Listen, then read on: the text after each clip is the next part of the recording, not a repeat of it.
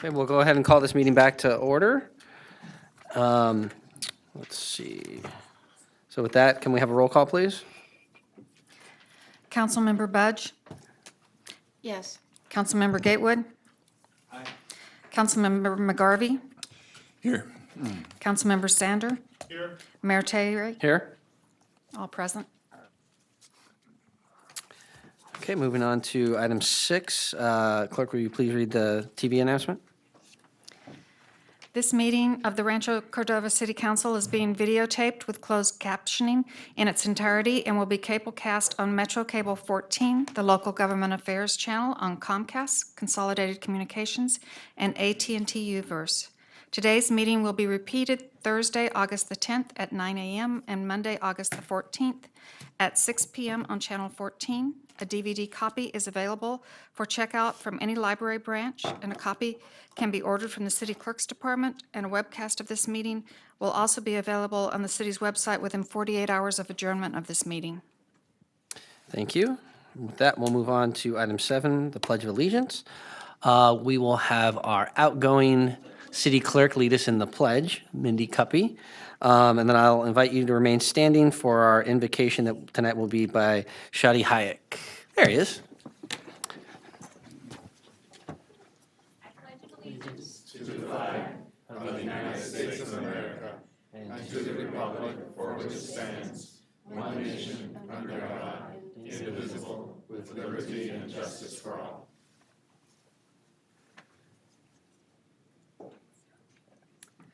Thank you, Mayor Terry, Vice Mayor Budge, City Council, and City staff for having me here to pray.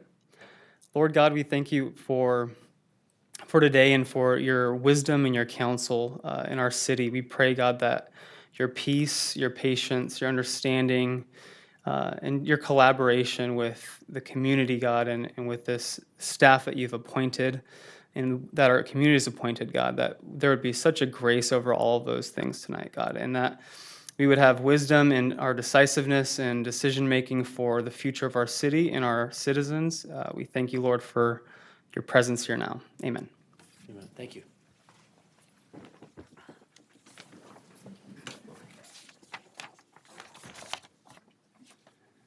So with that, we'll move on to presentations. And our first presentation tonight is by our city manager, and it's a farewell and congratulations to Mindy Cuppy, our city clerk.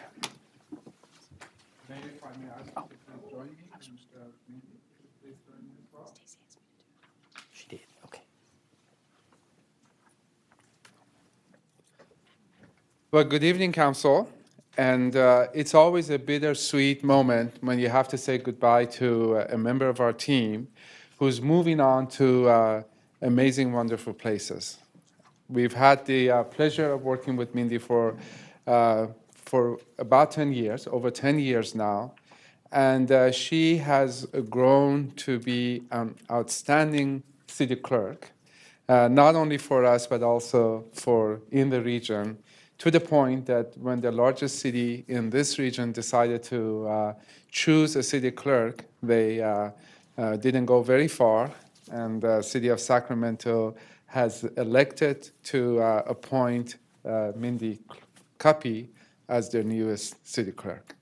So quite an honor for us to have been able to grow such an incredible talent, and quite an honor for Mindy to have been able to grow to those ranks within a relatively short time.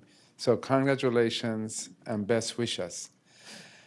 When we had the goodbye ceremony for Mindy at staff level, I was just thinking about the many wonderful attributes that Mindy has brought to the team.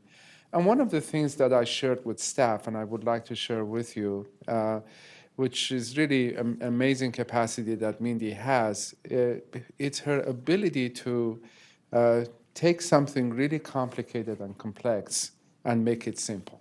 We've gone through so many different things, and the most recent was the tragic passing of our council member, Dan Skogland. And the process that we had to go through for the appointment of the new council member, it's a relatively complex and tedious process. And Mindy, with assistance from our city attorney's office, took the lead on that and made that process seem relatively seamless and very smooth. So I want to take this opportunity to thank Mindy for all the amazing work that she's done. She has been a great member of the leadership team, and she would be sorely missed. But we're also happy that she is not going too far away. She's staying local, and will always be a friend and a trusted advisor to the city at the times that we need to go to her. So best wishes, Mindy, and thank you for all you've done. Great. Thank you.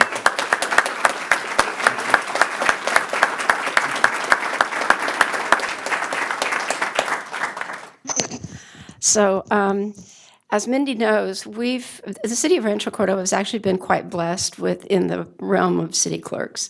We've had some wonderful people to do that for us. And Cyrus is absolutely right. Just the day that we actually did the staff party, I'm carrying this awful state form that they're going to arrest me for if I don't fill out the form and get it in on time. And Mindy has made that kind of thing seem incredibly simple. So we didn't know how to run a city. Some of us came from the county and we knew about counties, but Mindy and her colleagues have shown us how to run the city, and we will always be extremely grateful for that. And we have assured her that if she ever wants to come back, there will be a seat for her. But in the meantime, even though Mindy does not live in Rancho Cordova, we want to make sure that she can open any door in Rancho Cordova. So, Wow, thank you. presenting you a key to this.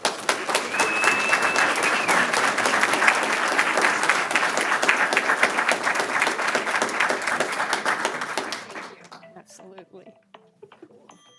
Wow, thank you. Sure. Can I just say thank you, one, for giving me this opportunity 10 years ago, trusting in me, and everything you've taught me over the last 10 years. So I'll miss you guys all. Thank you. Thank you. Thank you. Thank you. You guys wanna come back?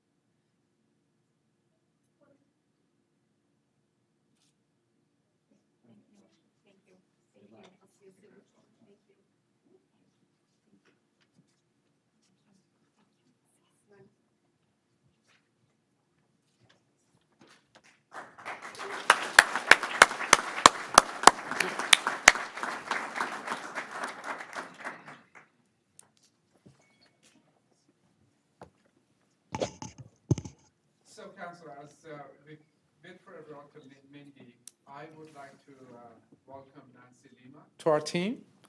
Nancy, if you could please join me here at the podium here. We asked Mindy to help us with selecting an interim city clerk who would assist us until we look for a permanent replacement for her. And she was able to reach out and look around, and we were able to. We're very fortunate to have Nancy here to join us on a temporary interim basis until the recruitment is completed. So she has been on board for about a month, or slightly less than a month. And Nancy has about 13 years of experience in municipal government before she retired in 2015. She began her job in 2002 in the city of Lemoore, and in 2012 she joined the city of Chowchilla. She has a master's municipal clerk that she earned in 2011. And she has also served on different boards and various positions on the board of the City Clerks Association as president, and in 2013 and 14 as well. She is currently retired, as I stated, and serves as a mentor to other clerks and conducts training within the city clerk profession. So she had graciously accepted to step in to help us with this transition. She also has served, since she retired in 2012, as the interim city clerk for the city of Emeryville and records project manager for that town. And she has now completed those assignments and has agreed to join us during this transition to help us with that transition. She lives with her husband in Shingle Springs, so her commute is relatively simple and relatively local. So welcome to our team, and thank you for accepting to be our interim city clerk until we find a permanent replacement. My pleasure. Welcome.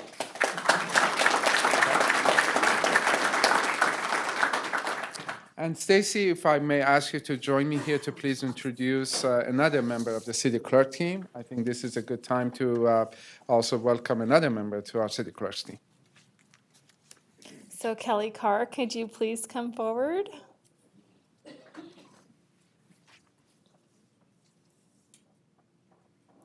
So mayor and council members, I would like to introduce you to Kelly Carr. She has accepted a new position with the city of Rancho Cordova as our new deputy city clerk.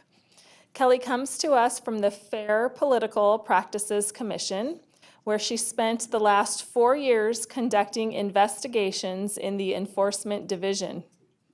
Prior to her time at the FPPC, she was a lobbyist for Farmers Insurance and also had the pleasure of working for former Governor Schwarzenegger in his Capitol office, working on policy development, and in his Los Angeles office as a district director covering Ventura County.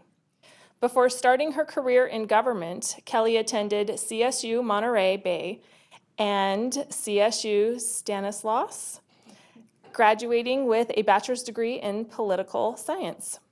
Kelly lives in Folsom with her husband, 9-year-old daughter, 9-month-old son, and their 2 puppies. So, welcome. Airedale Terriers, they're monsters. So we're super excited to have Kelly. She will be obviously serving the city and the city council, as well as working in the city clerk's department, and we're very excited to have her. Thank you. Welcome.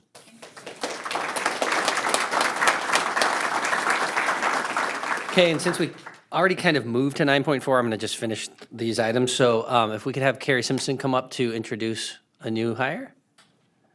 And I've also been told, Chief, you wanted to introduce somebody too, right? So we'll take you after that. Thank you. Good evening, Mayor and City Council. I'm very proud to introduce April Stevenson. April Stevenson is our new Animal Service Officer, and we went, bless our HR department, we went through 3 rounds to find April, so we're super excited to have her. She's got 15 years of animal experience. She's launched and managed a foster program for shelter pets. She volunteered with marine mammals and other wildlife centers, so she's got lots of exciting stories to share with you at some point. We stole her from the city of Berkeley, where she'd been an animal control officer for the last 7 years. She's a certified emergency animal hospital veterinarian technician. She's the mother of a 7-year-old daughter and, as she says, 2 Dobermans. She loves to hike, and she's also a full-time evening student at Sierra Community College. So please welcome me in thanking April for coming here to work with us. She's just a wonderful addition. Welcome.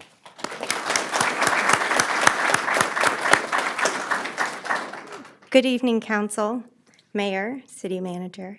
I am very grateful for being here in Rancho Cordova, and I really appreciate this opportunity, and I hope to help our community with all of their animal needs, keeping both the people and the animals safe.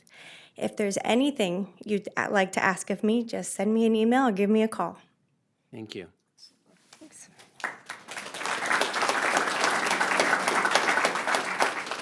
So with that, we have our Chief of Police. Mr. Mayor, City Council, It's my pleasure to introduce Assistant Chief Chad Lewis. He's on this side of me.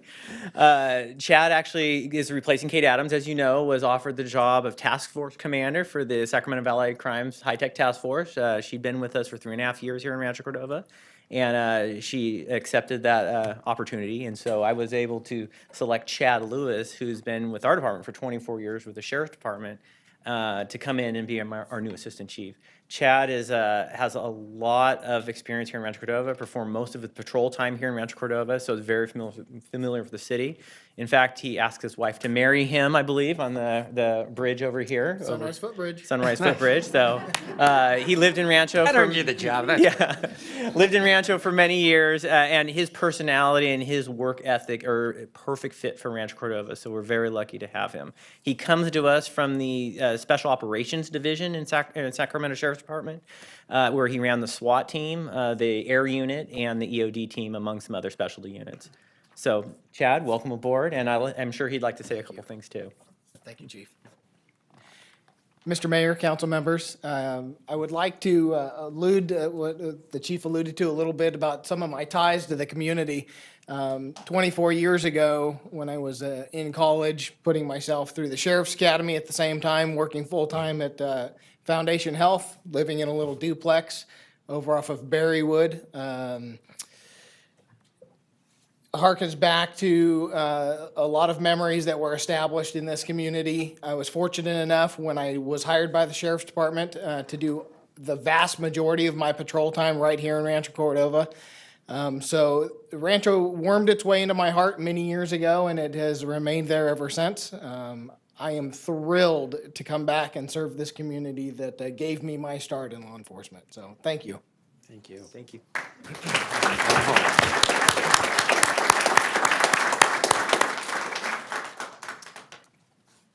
Nobody else hired anybody, right? Okay. All right. So we're going to go back up to 9.2, and I'm going to ask if there's any of the students from the summer at City Hall to join me up at the podium here.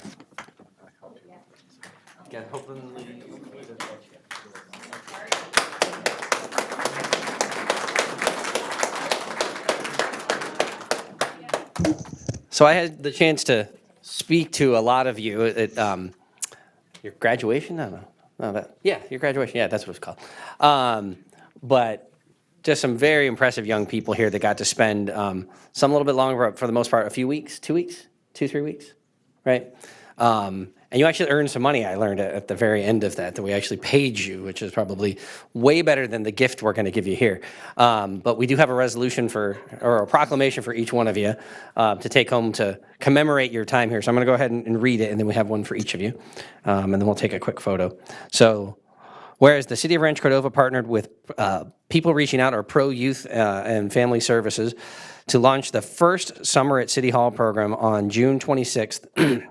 The Summer at City Hall program prepares the next generation of civic leaders within an experiential learning environment. This program allows young leaders to experience city government firsthand and develop the relationships with other civic-minded youth and community leaders. Summer at City Hall participants go beyond watching the City Council. They become active participants in the process while discovering new ways of becoming engaged in their community. Approximately 20 high school students from Cordova High and Rosemont High completed the four-week program. 10 of the students also completed an internship at City Hall in various departments. All students experienced personal and professional development modules, hands-on activities, as well as local government and civic engagement learning opportunities each Monday through Thursday during the 4-week program. All students also worked on a month-long research project unique to Rancho Cordova. So now therefore be it resolved, the City of Rancho Cordova does recognize 2017 Summer at City Hall students and encourages them to stay engaged in our community. And I've signed one for each one of you. So congratulations for taking the time out of your summer to not only earn some money, but hopefully learn something too. I was actually just talking to a handful of 10-year-old Cub Scouts, and I was saying that while your education's really important, the thing that's going to get you your job is other job experience. So you took that first step this year, and we all congratulate you and thank you for taking the time to learn more. So congratulations to each and every one of you.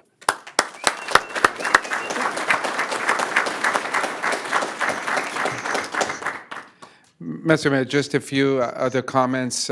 We have been thinking about doing a summer internship program for high school students now for a number of years.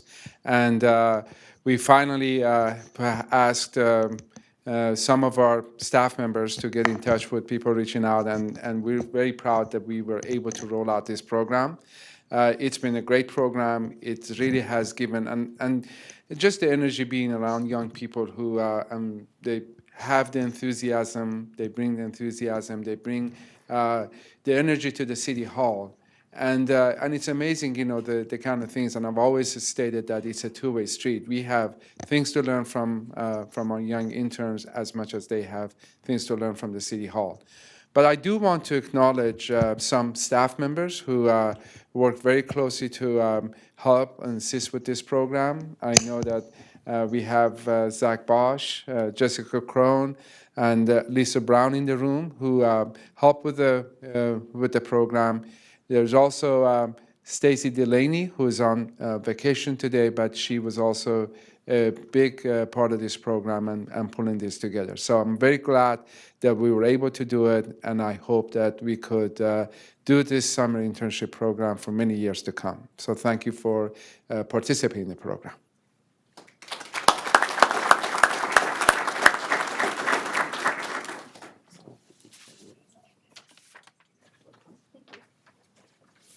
Would you like to say anything? Anybody want to talk? Now's your chance. Come on. No? No one? Yeah, please, go. Oh, go ahead. Perfect. Good evening, Mayor Terry, City Council members, and city staff. On behalf of Pro Youth and Families, I really wanted to extend a sincere thank you to the City of Rancho Cordova for funding this effort to provide these wonderful young people with an opportunity to develop leadership skills, to learn about the inner workings of local, county, and all the government entities, as well as thank all the parents in attendance for showing the support and showing confidence and allowing this opportunity for your youth to participate in this program. So again, on behalf of Pro Youth and Families, I want to extend a warm thanks to the City of Rancho Cordova, specifically Mayor Terry, Vice Mayor Budge, City Clerk Cindy Cup, as well as everyone who came in and took out a part of your day to come and talk to the students. We so greatly appreciate it, and we look forward to a continued partnership. Thank you.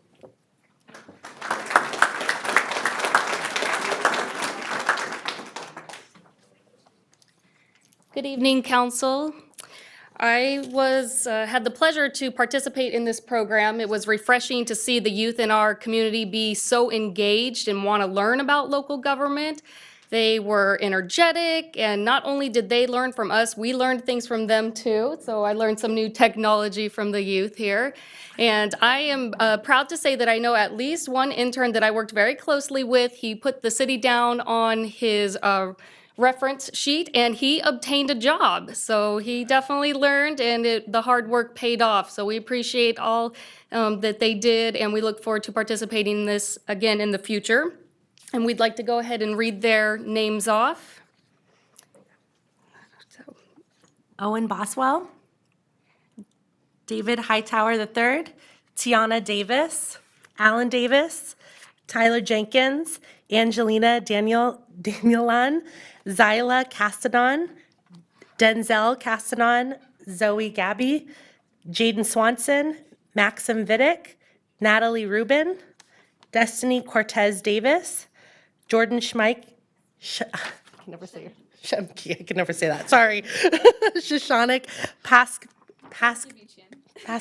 Paskevichin, Fazia Farouk, and Hector Esparza. Excuse me.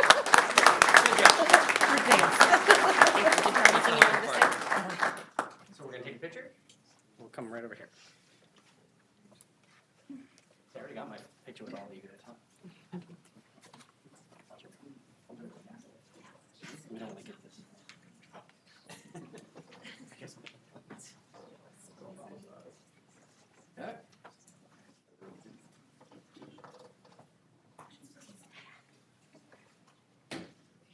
Everybody in?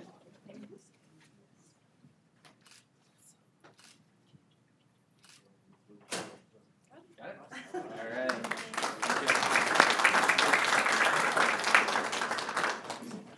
Mayor, as you return on this item, I would again just thank you from all of the staff who had a chance to work with these folks. These are tremendous kids, and I know that it's heartwarming in part for staff because many of us started our careers in local government as interns, and so it's really great to invite these members of our community into public service. Yeah, and as somebody who spent a lot of time in unpaid internships, I'm very envious of the paychecks that they seem to get at the end there. But it's fantastic. I was just actually mentioning it to the city manager that my first few months here, I was so excited and I brought this idea that we should do summer internships at City Hall just like they're doing in Sacramento. And it just kind of fell on deaf ears with the staff at the time that just weren't interested in it. And so it takes leadership, not only from the city manager, but also willingness of employees to take time to mentor students and to help them grow and to manage them. And that's extra work. I get it. But it's so great that so many of our staff took the time to do this and to really embrace it. So thank you all for what you did. And with that, we're going to move on to 9.3, and we have Lori Ann to talk to us about the Rebuilding Day. And I see Carrie's right there. We're all friends here. Good evening, Mayor, City Council members. My name is Lori Ann Olm, and I am. Is your mic on? No. No. Okay. And my name is Lori Ann Olm, and I work in the Communications and Public Affairs Department. I want to thank you for this opportunity tonight. Tonight, we'd like to highlight our April 29th, 2017 Rebuild Day that was held in the Lincoln Village neighborhood. This program was brought to you by our Rebuilding Together Sacramento and was partially funded by our community enhancement funds.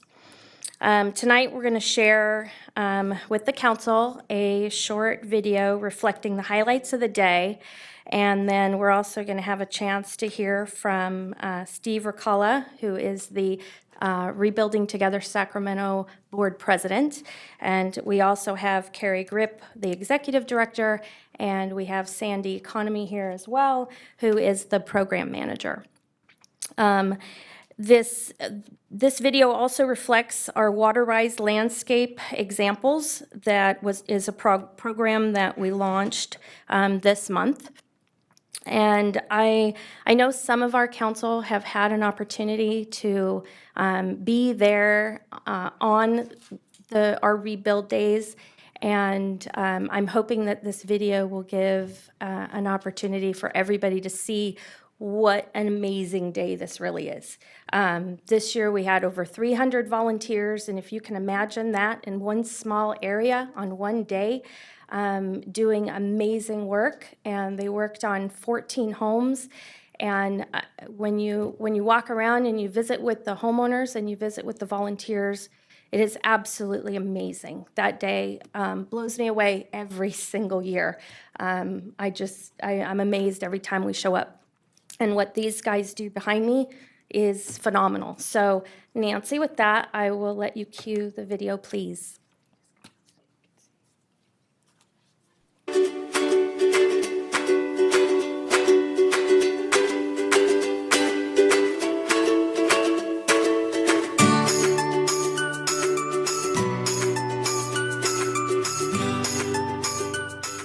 Hi, Kay. Nice to meet you. Oh, it's K2. K2?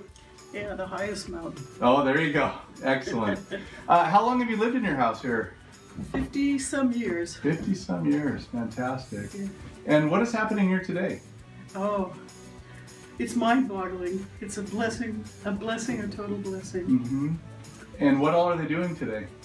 Everything. Every room has been gone over and for safety, especially, which I appreciate the most because there was very unsafe things here for me.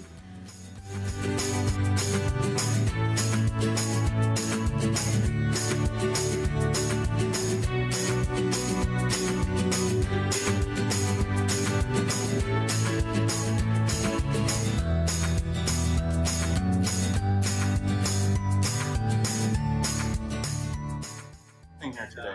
Rebuilding Together Sacramento has generously selected me to be part of a makeover for my yard, and I'm just really grateful that they're here.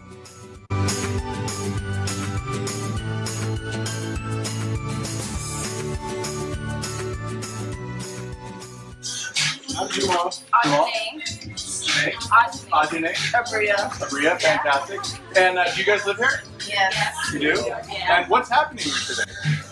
Well, Rebuild Together Sacramento has given us the opportunity to get our house remodeled in a way. We're getting our front yard, that yard, the grass getting taken out. Yeah. And are you guys going to do some volunteering in the future? I plan on it. It's kind of fun.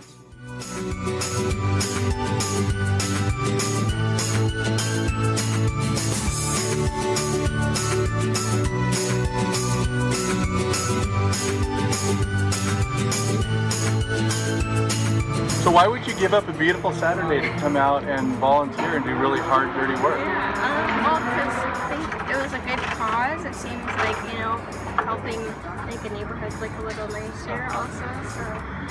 So when you get done with a day of hard work like today, how do you feel? I feel really good, yeah.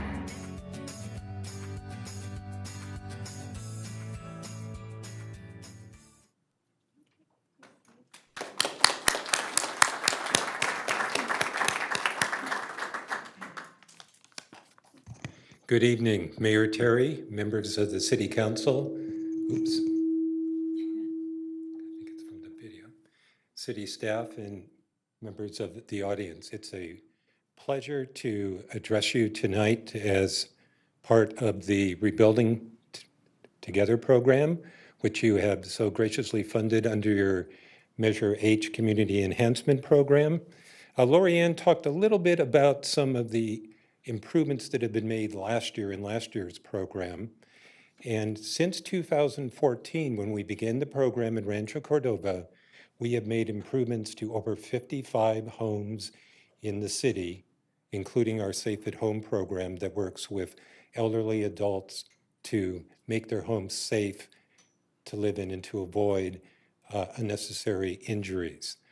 That represents well in excess of over $1 million in improvements, not to mention the intangible benefits of reduced falls, reduction in energy consumption, and the increase in property values. Having come from a city in the region and working many years in West Sacramento, this is a model program that I'm hoping that other communities in the area look at the success that you've had and adopt a program that is similar. However, despite the success that we share together as a team, we're continually looking at how can we work with the city staff and make this program even better. So in the coming year, we're doing a couple things. First of all, the date of the program has been changed this year to be the third Saturday in April as opposed to the last. We were originally bound by our national charter of having to conduct that program on the last Saturday, but it coincides with your wonderful kids program that you have on that day. So we got permission. Kids Day? Thank you, Councilman Sander. The Kids Day program, so they gave us the permission to modify the date and do it on the last so that council members and other city staff can also have the opportunity of being more engaged with the homeowners and members of the community. So that's the big improvement. Also, I don't know if Lorianne mentioned that we will be having a program to encourage members of the Lincoln Park general community on September 12th at Wynn Elementary School to try and get as many wonderful applications as we can. So we're looking forward to doing that. Also, I have here tonight our Executive Director, Carrie Grip, and Sandy Economy, who can add other things. But It's been a wonderful experience for us, and we thank you so much for being able to participate in what we believe is just a wonderful and model program. Any questions of me or our staff? Any questions from council or comments? I'm just saying, I think it's just so awesome to see how this relationship has bloomed. I remember we had VSP employees come here and we recognized them with a resolution. And my colleague, Mr. Sander over there, says it's just ridiculous that there's not a nonprofit out there that can coordinate people and do build days and fix up people's houses. That Lori Ann had to do all that work and get Home Depot to give us wood and get Lowe's to give us paint and all this stuff. And she put in all these hours. There should be somebody out there that does this. And I go, there is. And I've been working with him for years over at Wells Fargo. But the coolest moment, I think, one of my favorite moments in being on council was I invited Lori Ann over to Soilborn Farms because Citibank wanted to do a volunteer day and Rebuilding Together was going to coordinate it. And all they wanted from us was a couple hundred volunteers, which sounds like a big deal. But when I walked Lori Ann in there and she goes, wait, so you're going to coordinate all of the work. You're going to pay for it. I just got to find people. That's it. Like, there's no catch to that. She was like the happiest person on earth because she realized all I got to do is find people and they'll do the rest of the work. And to see that, and that was the first day that we'd ever had in Rancho. And Carrie, correct me if I'm wrong, it's one of the first times you ever went outside of the city of Sac or the unincorporated county. So to see this relationship at where it is today is just thrilling. So congratulations to all of you, but thank you for coming to our city and working with us because it's been a pleasure. Thank you. Say something real quick. And I have to say that one reason we like to come back is because of the wonderful council members and Mayor Terry and You've Lori known me long Ann. enough to call me Donald. It's okay. I've known them so long. They're never going back to second. No. Yeah. We love working with the staff here. They're wonderful. Thank you very much.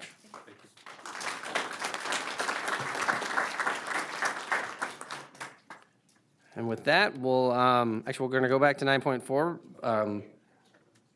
Not to introduce anybody else, but we have our HR director, Lisa, there's Lisa, to recognize our 10-year service awards. And Cyrus is going to join her.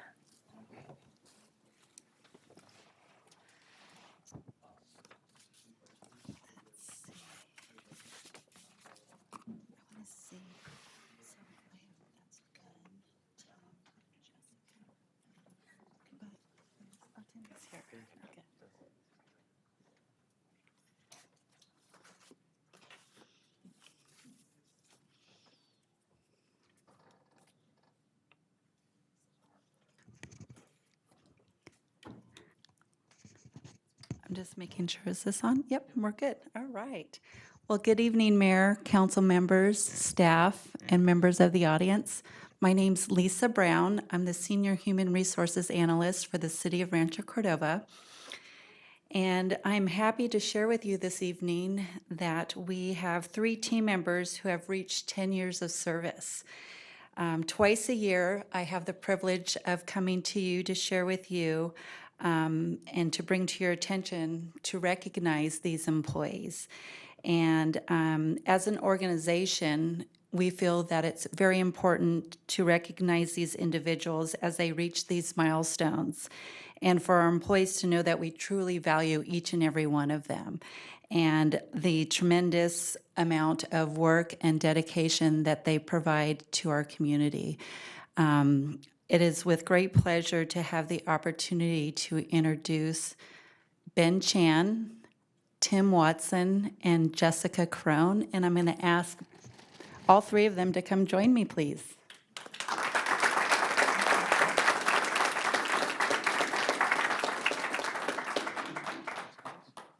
So I wanted to share a little bit about each one of them. I asked each of them to share with me a few of their major highlights over the last 10 years. And I'm going to first mention a little bit about Ben Chan. Ben is our Assistant Civil Engineer. He started with the city on January 2nd of 2007. He currently works in our Public Works Department, and a few things that he shared with me, his highlights and accomplishments that he's most proud of are he managed the sidewalk programs and fixed hundreds of broken sidewalks throughout the city. He managed the neighborhood traffic management program, installed several traffic calming measures throughout the city. He managed the Rancho Cordova Elementary School Bicycle and Pedestrian Improvement Project. This project constructed about 1.5 miles of new sidewalks in the Cordova Vineyards neighborhood.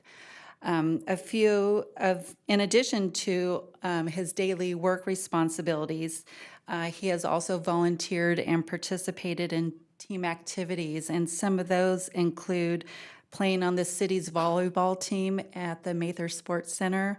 He also participated in Eppie's Great Race, both as a biker and a kayaker.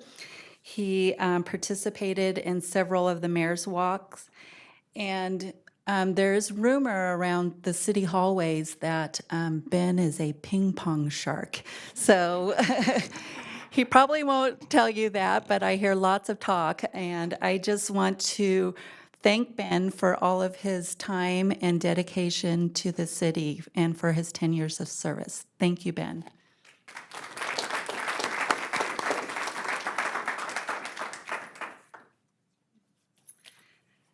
Next, I wanted to share a few things about Tim Watson. Tim joined the city on April 16th of 2007. He is currently our facilities maintenance technician and works with our facilities team. And Tim mentioned a few of his accomplishments and highlights over the past 10 years. And he's proud of the energy efficiencies throughout City Hall, such as light load reductions, water reductions, modernizing the rest of the HVAC system. He's also most proud of the transition with the Sacramento Sheriff's Department, moving from Rockingham Station over to Kilgore, and also the Neighborhood Services Center, moving them from Coloma Road to Gold Tailings. He's also proud of being able to support the city's 5-year birthday. He was recognized from CAL FIRE in support of the King Fire incident. He is proud of supporting VITA for the tax assistance program that was held here at the city of Rancho Cordova. He also has supported many of our events throughout the community, such as the air show, the 4th of July, the move for the Sacramento Children's Museum, when we held the ice cream in the park events, the mayor's walk, the ice skating rink, and I can go on and on and on. Tim is definitely all over the community. And one last thing, he did mention one of his most favorite moments that he remembers of all time is when Councilmember Budge brought in the Budweiser Clydesdale's horse into the council meeting.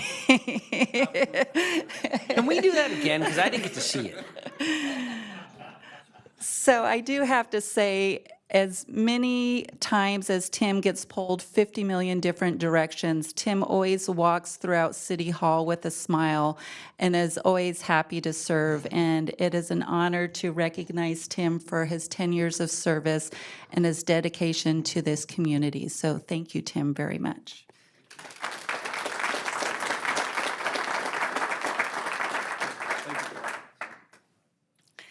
And I would like to recognize Jessica Crone.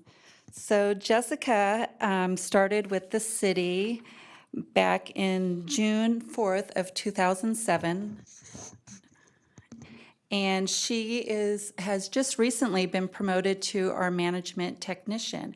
She currently works at the Neighborhood Services Department, providing support and resources to the animal services officers, the code enforcement officers, and Carrie Simpson, our neighborhood services manager, as well as the rest of the organization. But some of Jessica's highlights are taking the initiative to implement building procedures for code enforcement and animal services to secure cost recovery funding. She provided a lot of mentoring over the years for interns and youth from the community. As you know, she was up here earlier with the Pro Youth program and the city internship program, and she had mentioned that she's trained over 30 interns from local high schools and colleges, and has gone out and spoken at some of the different local high schools and attended job fairs to provide that mentorship with helping them build their resumes and interviewing for jobs. So some of the other highlights that she mentioned was she's been able to champion and participate in a lot of different fundraising events, such as Adopt a Soldier, Box Tops for Education, the United Way. She also provided donations for SPCA, excuse me, and on and on and on. Jessica is a native of Rancho Cordova. She graduated from Cordova High School, and she is very passionate about this community, and it shows in her work that she does each and every day. And it's just been an honor to watch not only Jessica, but all three of these employees grow and develop into their positions and provide the services to our community. But one last thing I wanted to share about Jessica is she's always up for a challenge, and she definitely likes a little bit of friendly competition. And most recently, she won the best overall Halloween costume. So she definitely loves to dress up for Halloween. Again, Jessica, thank you for all your work, your contributions to the community, and we look forward to many more years to come. Thank you all.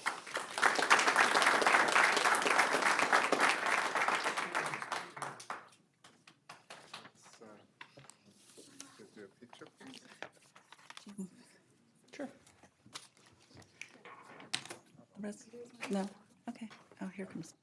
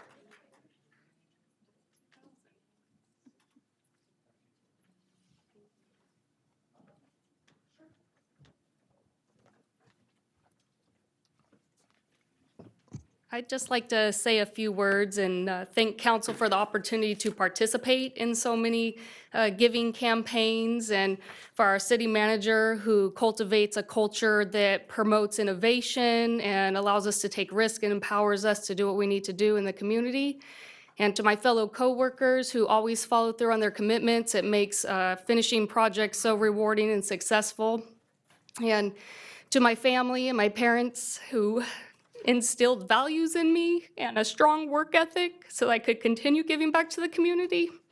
And to the residents that I collaborate with, because it really does take city workers and a community to build a city. We're all human at the end of the day. We're going to make mistakes. We're going to learn from them, question authority when warranted, and do what it takes to continue to fulfill our roles and stay humble and be good civil workers. So I appreciate the opportunity, and thank you for recognizing us. It continues to motivate me to do a good job. Thank you.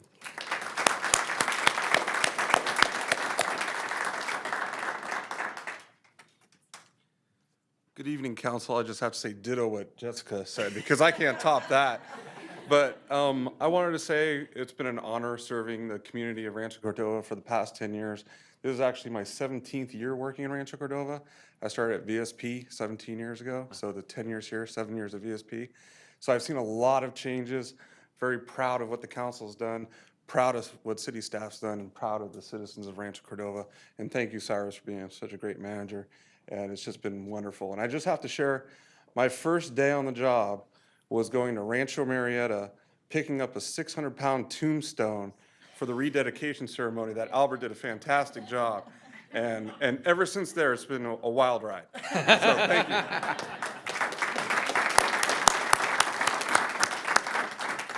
Thank you, Lisa. Thank you, Cyrus. Thank you. With that, we'll move on to 9.6, and we're celebrating somebody's birthday that is coming up. I don't know if he wants to tell us how many years young he is, but congratulations on another upcoming birthday. And with that, we usually sing happy birthday, and since we got a new guy over there, I guess we'll let Councilman Gatewood lead us in singing happy birthday. Ho! Happy birthday to you. Happy birthday to you. Happy birthday, dear Bob. Happy birthday to you. And I'm told somewhere there are cupcakes. Thank you very much. Somewhere. It's 74. And even if I didn't shave my head, he'd still have more hair than I do. Just saying. Well, congratulations. So I guess there are cupcakes somewhere that you all can partake in. But with that, we're going to move on to public comment. And do we have any speaker cards? Yes, sir. You want to turn on your mic? Sorry. Yes, sir. We have 4. Okay. If you want to go ahead and call the first 2. Larry Ladd and Carol Lumba. Larry. I believe we have some handouts that you gave us, Larry, right? Okay. Larry Ladd, one of the co-founders, founding fathers of the city of Rancho Cordova. Here with a public service message along the lines of don't sit under a tree during a lightning strike or fasten your seatbelt, that kind of thing. Has to do with the toxicity of liquid rocket fuel. And the reason I'm talking about that is the city of Rancho Cordova, that's you guys, and the city of Folsom are beginning to build houses on top of the Aerojet Superfund site. And the way the system is set up is the monitoring of public health will be done by neighborhood associations. And those people can only do their job well if they have some basic understanding of what the micro risks are. And so I'm here to highlight one of the micro risks. My personal opinion about if you were exposed to liquid rocket fuel that was dumped 50 years ago, what the most likely childhood cancer would be. And the answer is, drum roll, cancer in both kidneys of an infant or a child. The technical terms, there's 2 names. It's bilateral Wilms tumor or bilateral nephroblastoma. And, okay, so I've submitted 3 diagrams for you guys to study as part of the general promotion of knowledge of these kind of things. The first is a pie chart of childhood cancers, all the childhood cancers, and then the teeny tiny little tick around 430 on the diagram, that's bilateral nephroblastoma. So the reason I promote that is it's very rare, only 100 cases in the US each year, but it's very characteristic. Now, David, you know in biology, when it comes to classification, there are lumpers and splitters. I'm in splitter mode right now, okay? So in terms of what causes bilateral nephroblastoma, nephroblastoma in one kidney, like dad smoking can cause that, but it doesn't cause it in both kidneys. Finally, the last handout, the last gift for you guys. What are you looking at there? It's the specific genetic signal that I think accompanies exposure to liquid rocket fuel. So on the columns, those are environmentally sensitive genes. Each row is an individual case of childhood cancer. I'm guesstimating that the yellow highlighted ones are the kind of thing you would find with exposure to liquid rocket fuel. And thank you for archiving this. You know, those houses aren't going to be out there for 10 and 20 years, but as a good Boy Scout, I always like to be prepared. Yeah. And under 3 minutes, Larry, great job. Carol Limbaugh.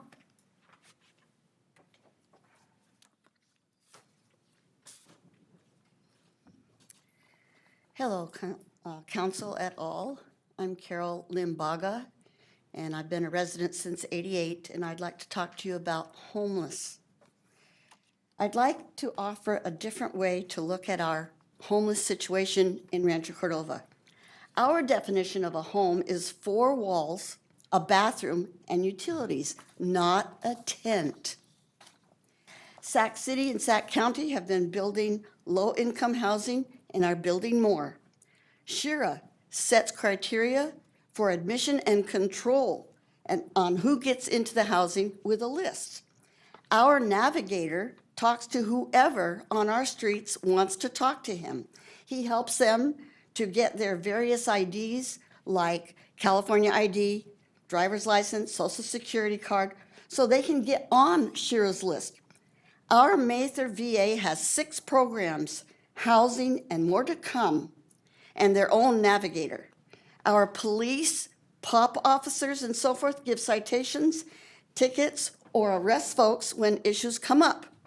Our 911 fire department EMTs respond immediately. They are all doing their jobs. So our homeless problem is solved in Rancho Cordova. My respect goes out to our truly homeless who want 4 walls and do what is needed to get a home. I'm not talking about them. What we need to discuss is not homelessness, but our bum problem. So the correct way nowadays to explain something is by way of a culture. For instance, the drug culture of the 70s, they're adamant they want to be called culture. Okay, well, a politically incorrect word we might use is either hobo or bum. I'm going to use bum. They're dirty. Their carts are dirty. They leave trash around. They're addicted and sick in many different ways. They've developed a bum culture or a lifestyle. They live near their friends, their new family support system, their animals. They get their checks and booze right around the corner, and they get their drugs when their dealers come up from the light rail. Our navigator says 80% are Rancho Cordova residents. They are members of our families or neighbors. Remember the fight down the street, the divorce, and then we see the guy on our streets, homeless. Our navigator goes through all that work to get a person on the list. If they do get picked, they will be rejected after a credit check because of a prison record or whatever. More importantly, why do they say no to the navigator when their name comes up?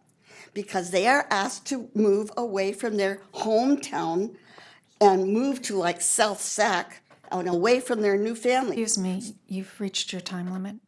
Can I finish with that last sentence? Briefly, yes. Thank you. So our solution is, what would they say yes to? Our council member mentioned building our own housing. What would our bums do if they were offered housing close to where they live? Then they might say yes. And we need to acknowledge this bum culture and create a committee to discuss and solve this problem. We do not have a homeless problem. We have a bum problem. Thank you for your comments. Thank you. Clerk, will you please call the next speaker? Daryl Langwell, And the speaker after that as well, please. Mita Kashet, Thank you. I believe. Good evening, Mr. Mayor, Vice Mayor, council members. Daryl Langwell from the Vineyards neighborhood. You can't look at a newspaper or the television news today without seeing something about sanctuary cities, sanctuary counties, or sanctuary states. We're supposed to be a nation of laws. The laws say that they prescribe a certain method for people to enter this country legally. We have many states, cities, counties that seem to be ignoring these laws. Each and every one of you, I've watched each and every one of you swear to uphold the Constitution of the United States. The laws of the United States tell people how to come here legally. I would hope and ask that this group would openly state their opposition to anything that is contradictory to the Constitution of this United States. It's the only way we can maintain order in this country. Thank you. Thank you, Darrell. Mita?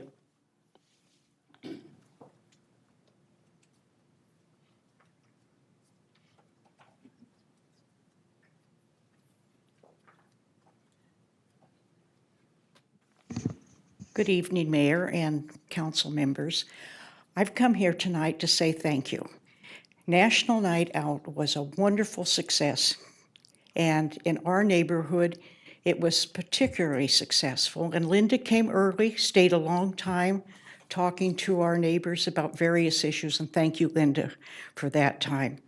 Also, toward the end of the evening, Bob told me that we had to rearrange the driveway to allow him to get the van out to take a woman home whose caretaker couldn't pick her up, and she was in a wheelchair. And she had visual problems as well as mobility problems. And this nice gentleman in the car said, "My car's right over there. I'll get it. We'll take her home." And before I knew it, his car was on the sidewalk. 3 people were helping her in. Another neighbor grabbed the wheelchair and put it in the back. And another lady came forward and said, "I'll follow you," to make sure she gets settled in. Well, it happened so fast that I'm not sure we said thank you. And so I'm here tonight to say thank you to Cyrus Abhar and Lori Ann Ohm for being such good participants and being such a good lift for our neighbor. Thank you very much. Thank you, Mita.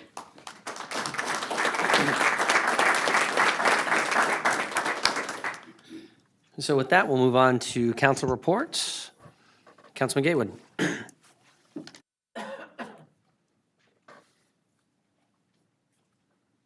All right, so I got to go to my first meeting, and that was about the Sacramento Library.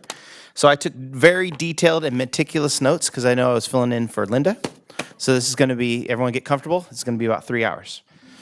But in all seriousness, the most interesting part is, one, the libraries are trying to they're well-funded for the first time, they're taken care of, and there's no turmoil. So they brought that up. There's nothing to really talk about. Second thing is they're looking for a new way to brand themselves as what a library really is in the community. It was really cool to hear that they're actually serving lunches in Rancho Cordova to try to attract people into the city, into the libraries, because I feel the library is still a critical part. I still grew up in libraries. The second thing is the libraries, the director report actually talked about something called the Walnut Grove Game Project. So what that is they go to schools and they pick up kids and then they take them to the library and they educate them on how to design games. So for like a year, they picked 2 schools and basically worked with the parents, the teachers, and the buses to make sure they got to the library and got educated, and they developed these 2 video games, which does stuff like problem solving, teaches them basic code, C++, a little Java, and reorientates the library not only to be a place for books, but a place to learn coding. So I found that extremely interesting. And then I tried to volunteer Rancho Cordova as to be the next one. So I said I would help them find funding from Intel if our schools get to be in it, because Intel is always looking at ways to generate. So I think that would be really interesting for our schools in the Rancho Cordova, Folsom Cordova School District to actually bus to our library, reinvigorate the library, show people where it's at, and then show them how to do technology in the library. So that, and if you guys didn't know this, you can have the books you create printed at the library. So I guess you approved having a big old mill put in there. So it's really interesting. So they started printing out books. So for a very low fee, you can print out and have your own paperback book. So I will be having a book and I expect everyone to buy it. The next thing is I went to the VOA. So I handed out backpacks up Volunteers of America, and we did about 380 backpacks, and I found that really rewarding to see these kids that aren't able to afford backpacks and being able to give that and have the city there showing off. So it was nice to see us actually helping the community. And then the third thing is I want to thank Cyrus and David and the groups that are helping us to make sure that the Junior Lancer program survives. So we came really close to losing it, and thanks to you for the RCCC, because he stepped in, and it was within, I would say, weeks of being closed. And that's just unacceptable for our community to lose the one little program that helps out these kids because they really have no other sport that they want to play in. So the fact that we were able to step up and help them out, and they met here and they had their first practice last Monday. So I'm really happy about that. So thanks to David and Cyrus and you guys for approving it and making sure that got done. And the last thing is the fires. We met about that with Donald Terry and Cyrus, and we talked about how we're helping to take care of some of the issues and make sure the grass gets turned over and all that stuff. So I want people to know we are aware of what's going on, and we're helping with fire and everybody else to make sure that we're safe. That's it. Whew. Thank you, Mr. Mayor. Boy, it seems like a long time since we've met, and I guess it has been a long time since we met. And I'm frankly not going to go through a full month's worth of activities to report, but I'll just touch on two. The first is the 4th of July, which has happened since we last met, and I thought we had a really outstanding year. The parade has matured with nice competitive bands. I mean, really impressive stuff, to the point that we had friends in the region who were coming to our parade just to listen to that music. They're musicians themselves, but they heard about this, and I just thought that's really indicative of what that event can be in the future with those competing bands. So I thought the parade was outstanding. The fireworks this year, if you guys noticed, were a little more artistic as opposed to voluminous. So last year we set the regional record for the largest number of shells. We had the biggest bang, literally. This year, we premiered a lot of novel fireworks and a much more integrated show in terms of the music and what was in the sky. And I don't know how many people noticed it, but what I heard a lot of was, I don't know what I just saw, but it was really cool. Everyone sort of felt like something is different, but couldn't exactly put their finger on it. But I think that really befits, that sort of fireworks show, frankly, really befits where we're going in Rancho Cordova, sort of as an interesting and artistic community. I think it was better than just having the biggest bang in the region. That was great too at the time, but I really like that twist. And in terms of the festival and music there, the music was great. Linda was on stage a little bit, so that was fun. And with me, I guess, right? But the events that happened at the festival, the number of free activities for kids who came, I think set a record. So there was this archery thing, which I actually did with my son, and I had some scars to prove it, where you're literally shooting like these Velcro darts, right, at targets, which are other people. So it was like an archery war, right? There was the lorikeet experience, which you had all these great photos showing up on social media of people, including I got them. including the vice mayor, They were incredible. with lorikeets perched on them. But there was a dozen things like that. The bike shows, the pony rides, all of the stuff was free. And I just think that was such a great contribution to the culture of our community and really makes that day special. So I want to congratulate the community council and everybody responsible for the 4th of July. I think it was truly an outstanding. We keep outdoing ourselves every year, so that's a wonderful trend we're on. RCAA, we have started another year, a season, with soccer coming up and as you mentioned, football, and the junior Lancers in particular focus. When we formed RCAA, we knew we had a couple of missions. One, we wanted to get sports to work together, do joint promotion, save money, build community through boosting all those sports in any way we could. And in talking to similar organizations in other communities, one of the things we heard was, you guys have to be ready to step up when a sport needs it, because if you lose it, they don't come back easily.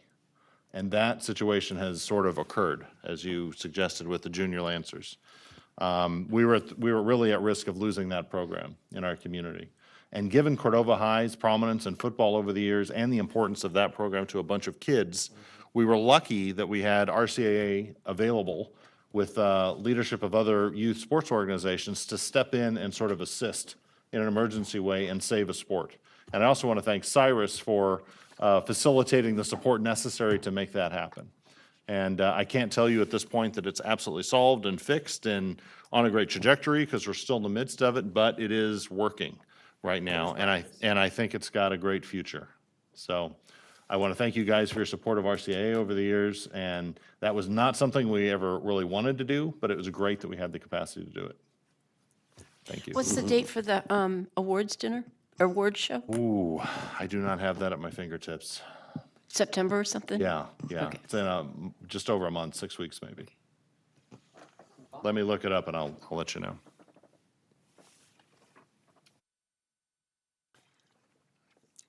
I have a couple of things that you've heard about the Mosquito Vector Control Board and the people who are not really paying attention to the protecting themselves from the West Nile virus. It started in New York in 1999 and California, got to California in 2003. There are quite a few dead birds in Sacramento County. This year is 32 so far. In Yolo County, there were none. If you see any dead birds, if you know they've been there for 24 hours or less, then call the Mosquito Vector Control Board. They've got some really business-ready people who are going to come to your house and take it, and they will look at those things and make sure it's something that is not going to be affecting you or your kids or anyone in your family or your friends. It's really important to pay attention to that. Something that happened this year that doesn't happen but once in a blue moon is whenever you have anything given your name, that's an honor. I was privileged to have a new elementary school have my name. It's the second elementary school in the Anatolia neighborhood. It's the Robert J. McGarvey Elementary School. They had a ribbon cutting on July the 11th, and they started school July the 13th. It's a year-round school. It is being built so it'll handle up to 1,450 elementary school kids, K to 6. I've never seen a school that big for elementary school.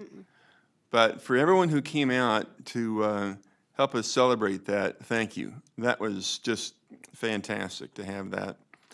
There's something that I'm kind of concerned about still, the Mather Community Campus. Those of you who know about it, it's a program that's been going on at Mather since 1994. There are about 320 former homeless people in the programs out there. And it's being done so well that most people have no idea what's going on at Mather in the city of Rancho Cordova. That's about 350 people who are homeless. They have to go through the shelters to get there to the program. And right now, HUD has cut off $2 million from the Volunteers of America who are running that.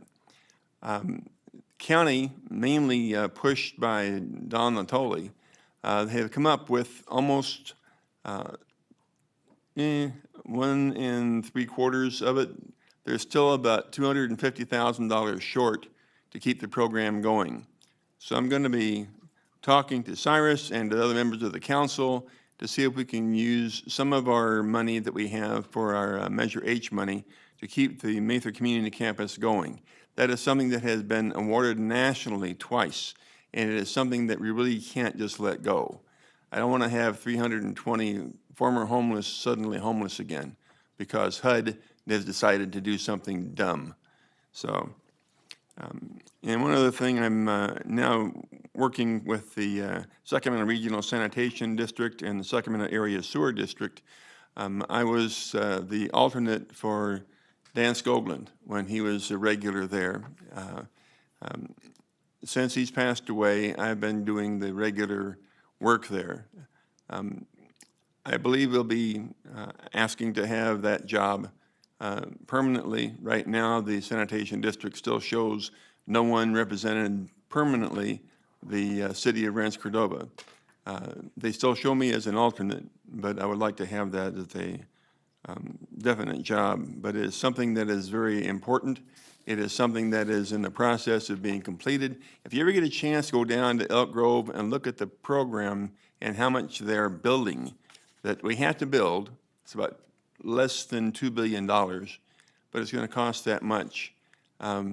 But if you have a chance to go down and look at it, they can give you a tour of that, and it's just phenomenal what they're doing on that. There's a lot of things that are being done. They're saving money on it. The people who are the staff of the sanitation district, they're working really hard to get everything done for less money, and they're doing a good job of it. Millions of dollars have been saved and more are going to be saved. But right now, it's something that is really important. They're trying to get this done before the next rainy season starts. No one's really sure when that's going to happen. A little light shower here about 2 or 3 days ago. I said, well, it doesn't happen in August very often in Sacramento region, but it did. So anyway, you never know what's going to happen. So they're working to get this done. But pay attention to what's going on in your city, in your neighborhood, in your community as a whole. This whole Sacramento region is really important, and when we became a city, we knew it was not something just to keep here in the city. We have to be active and very involved in the region, and we are. So pay attention to what's going on. Thanks. Thank you. And just to point out, item 13.9, assuming we all pass that, you will be the member of sanitation. It's on the list. Linda?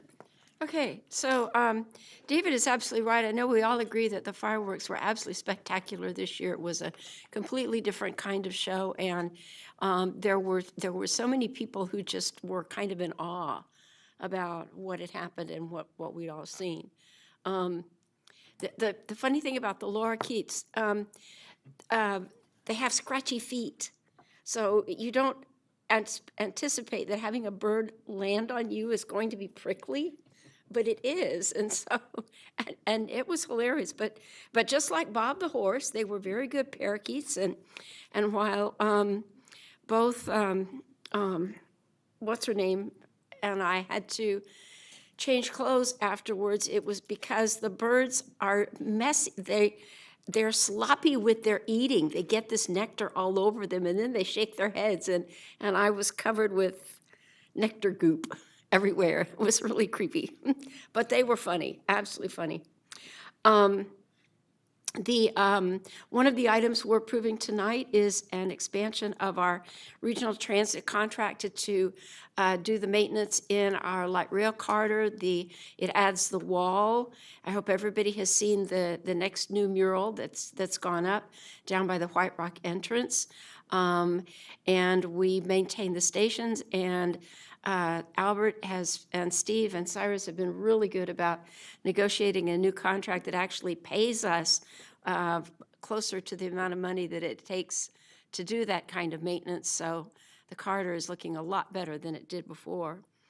National Night Out was absolutely delightful, but it was delightful because of the hospitality of people like Bob and Mita, so we want to thank them and everybody else who hosted National Night Out.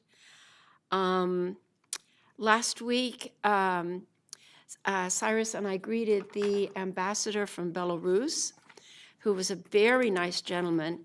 Last year, we entertained a mayor from a city of Grodno in Belarus, and they are very much interested in opportunities for economic development with the United States, especially California.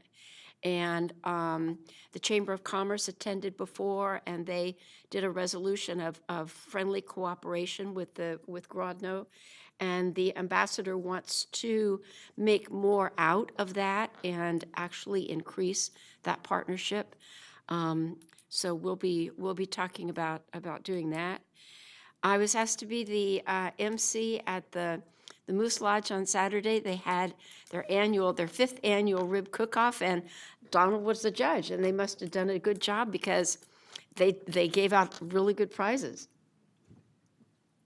So David and I attended today the quarterly meeting of the Sacramento-Placerville Transportation Corridor, JPA. He represents the city of Rancho Cordova, and I represent Regional Transit. And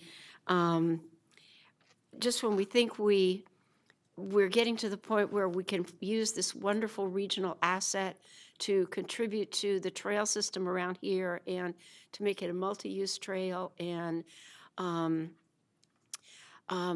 continue the excursion trains that they've been running from what they call the Hampton Station right off Highway 50 at East Bidwell.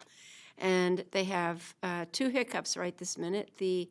All the construction south of Highway 50 has led to their ripping up the track in that area, but it's also because the track route is the right-of-way is being used to install utilities, both wet and dry utilities. And so they're not running the excursion trains right now, but they will in the future. The interesting thing about this trail as a multi-purpose trail, it does provide opportunities for bikers and bicyclists and hikers and equestrians, as well as the train. But it's also brought an economic boon to the little town of Latrobe, which is really just a couple of buildings. 80 people take this train periodically to go have a pancake breakfast in Latrobe. And it's an absolutely delightful thing to do. They've also tried running some wine trains back and forth toward Latrobe. And so once the construction is ended, they'll get back to that again. And I think we all need a field trip.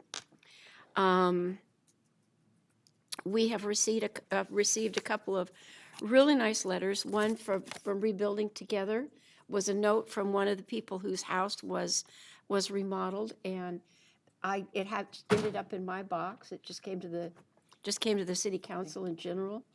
I think we each got one. Oh, okay, Yeah. okay. And then it turns out that Dan had always done a scholarship for somebody to be able to participate in the Dusty Baker International Baseball Academy. And since I have a grandson who benefited from going to the Dusty Baker School, I picked up the donation for this year, and we'll do that again next year from my council account. And they found a wonderful young man named Kevon Robinson to attend, and he had the best time and really learned a lot from that scholarship. So maybe one of these days he'll be one of the people who's in the Rancho Cordova Sports Hall of Fame. And you said the dinner is October Friday? 14th at 6 p.m. Okay. So if they're Saturday, October 14th. okay. So remembering how packed it was last year and how it was sold out, if the minute they start selling tickets, people should go and buy them. Yeah, the best advice is for the Rancho Cordova Sports Hall of Fame, buy your tickets early. Yeah. Is it still, it's not a dinner anymore? It's, is it? No, it's not a dinner. Well, it's basically a standing dinner, heavy Right. hors d'oeuvres in the Yeah, store. out here and then, yeah, that's right. Yeah. Yeah. Okay. Oh, okay. Thank you. Some of the stuff I was going to talk about, people have mentioned, but I might revisit a couple of them. But I'll start with Sacramento area Air Quality Management District. As some of you know, Larry Green officially retired July 1st. He's staying on through, July 15th. He's staying on through probably middle of this month. So the new executive director, I can't remember if I've talked about this already since we hired him. He was the, most recently, the deputy executive director of the California Air Resources Board. His name is Alberto Ayala, Dr. Alberto Ayala. And one of his last major things that he worked on was he was managing the team that discovered the Volkswagen scandal, basically, and then also negotiated the settlement with California. And in turn, some of you probably heard about the $45 million that was announced last week, mainly in the city of Sacramento, but it is actually for the region along major corridors for electrification of highways and major arteries. So there's going to be charging they're going to spend $45 million on charging stations and electric vehicle car share programs throughout the region. So should be great for the region, and I think Alberto comes to us from the state, so he's still learning to report to a board and how that feels and what that looks like, but there's a lot of potential for him to, I think, be a great regional leader on environmental quality. And then also last week, Councilman Gatewood and I attended the rendering plant meeting. There was some folks that had been there from a meeting about 6 months before where we answered questions, but really the point of the meeting was the Air District in consulting with Sacramento Rendering conducted a toxics test and modeling experiment, basically, or study, excuse me, to determine that what you're smelling and what's coming out of the stacks, whether or not it was harmful to anyone's health.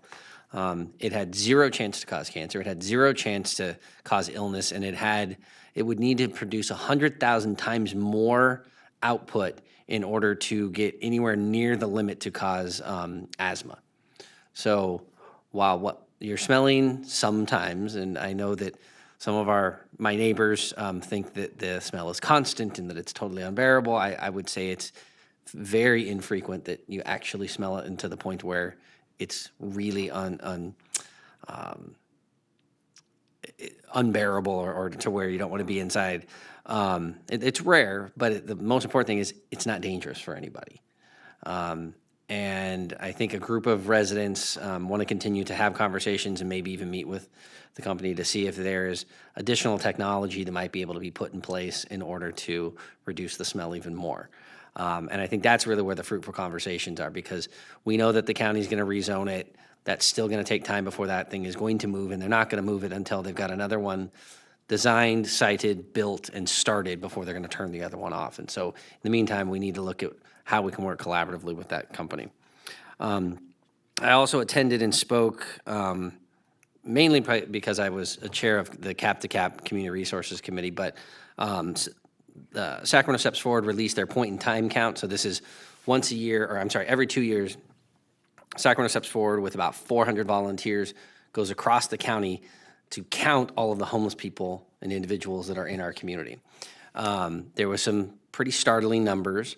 And while, I think as a region, we felt like we've, improved our services and our, the navigator programs and a lot of other things, we had a very large spike in the homeless count. And mainly that is from the high waters at the time that they did the count, and you couldn't camp near the river. So we had a lot more people where you could find them this time.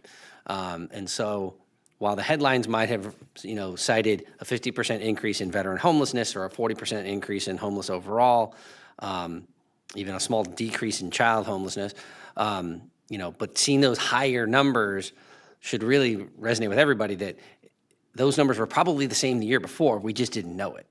And so knowing is a lot better than not knowing how big our problem is. But it's not necessarily that the problem is growing. We know it's growing, but it probably wasn't growing 50% year over year.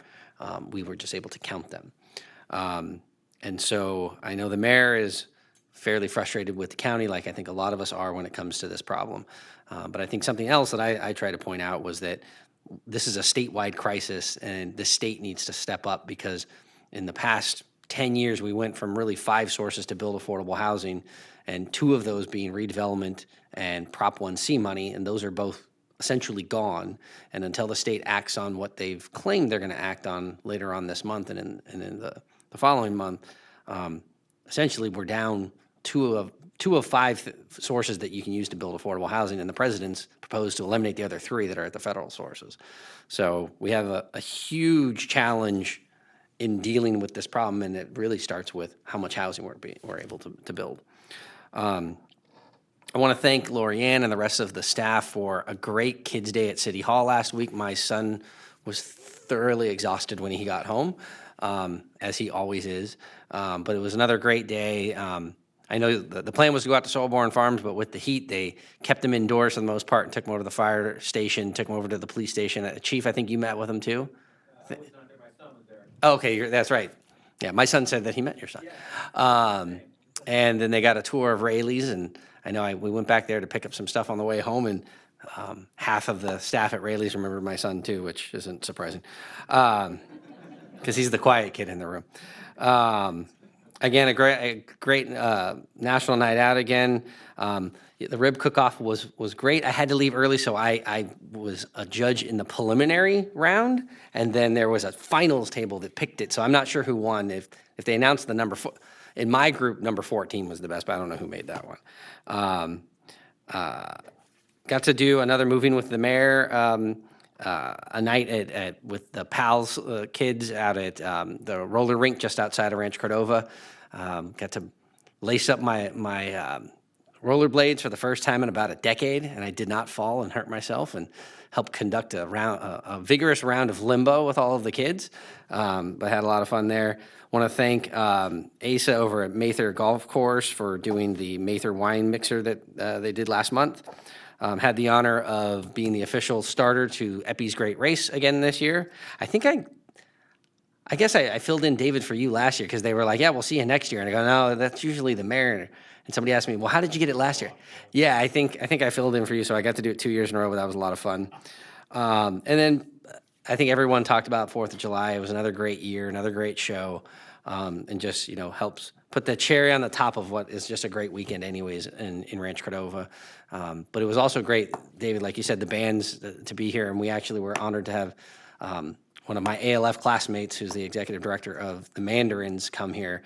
And I assumed that they had done a lot of marching parades and stuff like that. That must be what they do, but they don't. They hold concerts at football stadiums, and people come and watch them.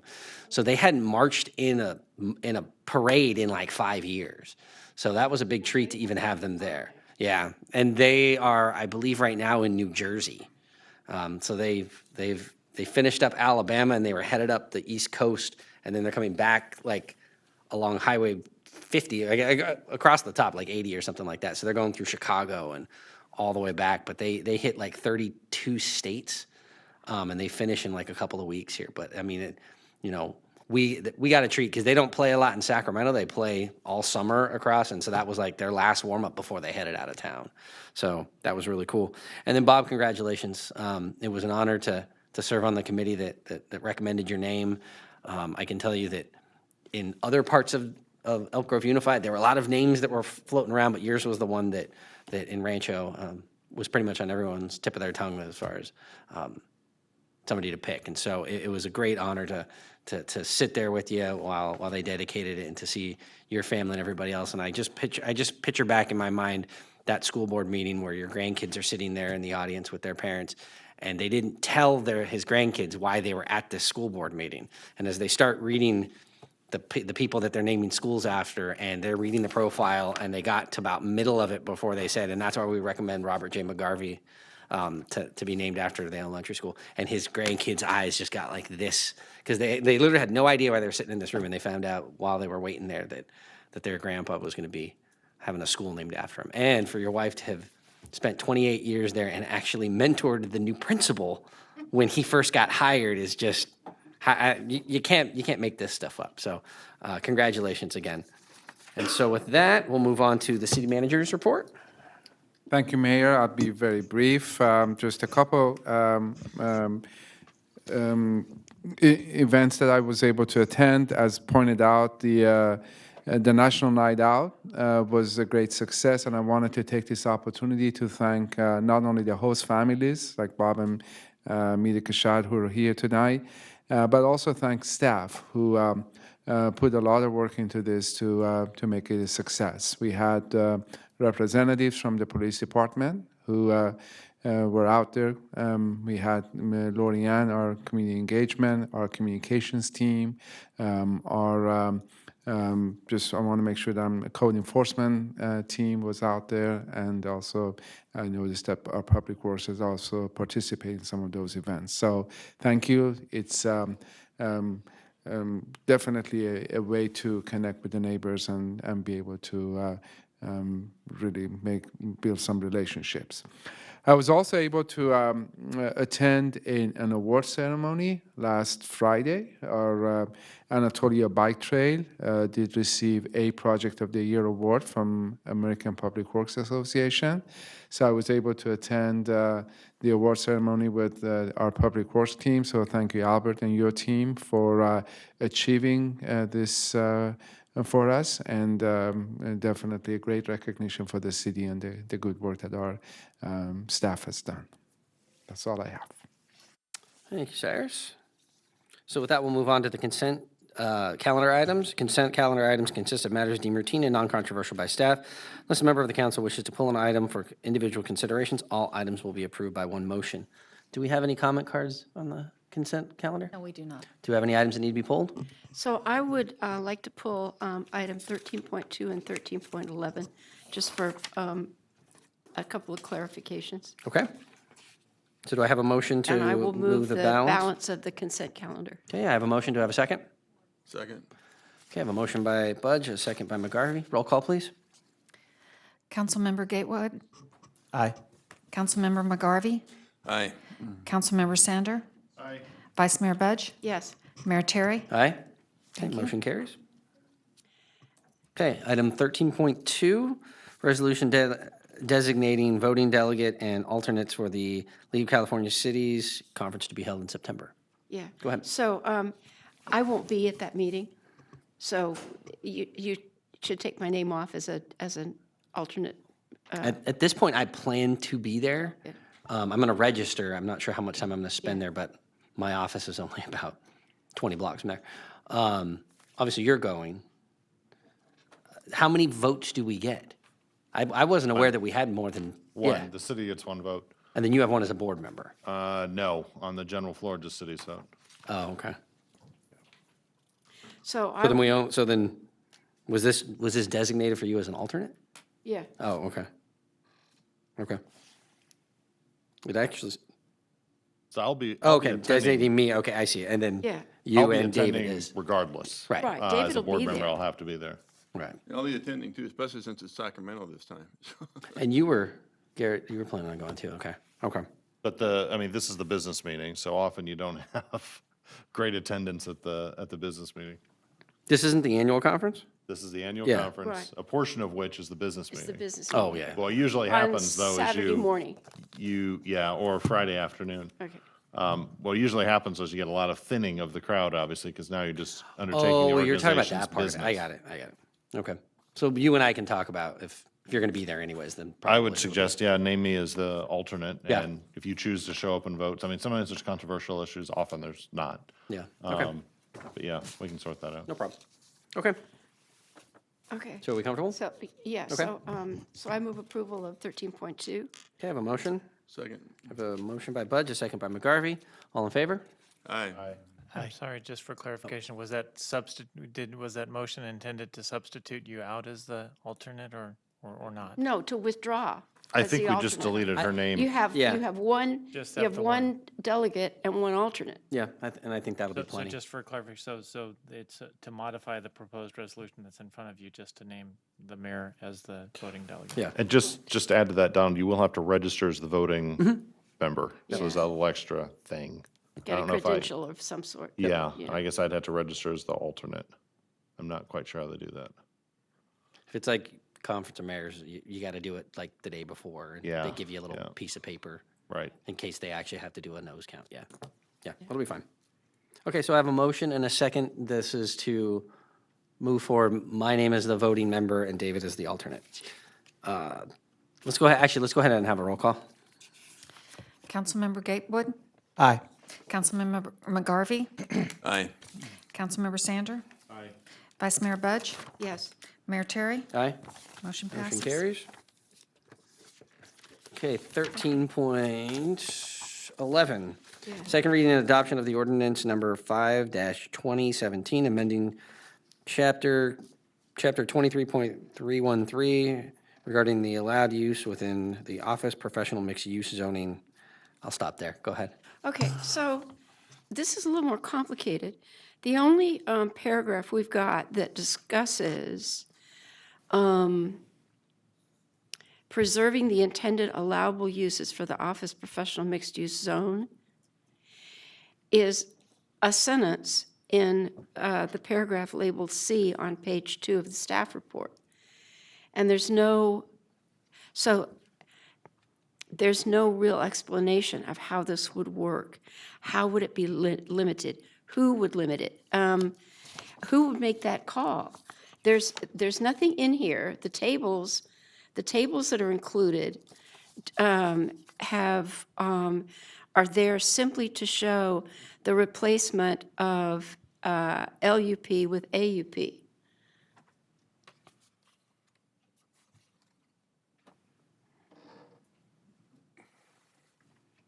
And the goal, as it says, is to preserve a valuable land use type for the city's jobs housing balance. But it doesn't say how or what, and there's no language that goes with it. And that was for the Your mic's not elimination on. of the, We can't hear you.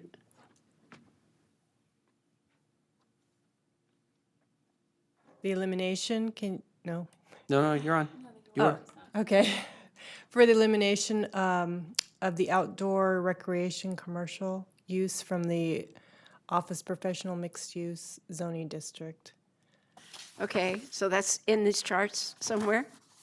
I'd have to double check with the city clerk.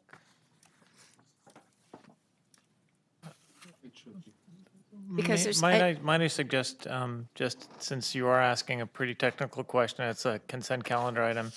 Mayor, why don't we continue till why don't we next? continue to the end of the meeting? And then if Perfect. we're not able to get an answer to the exact question by the end of the meeting, then we'll continue the item Perfect. to the next council I meeting. love it. That's fine.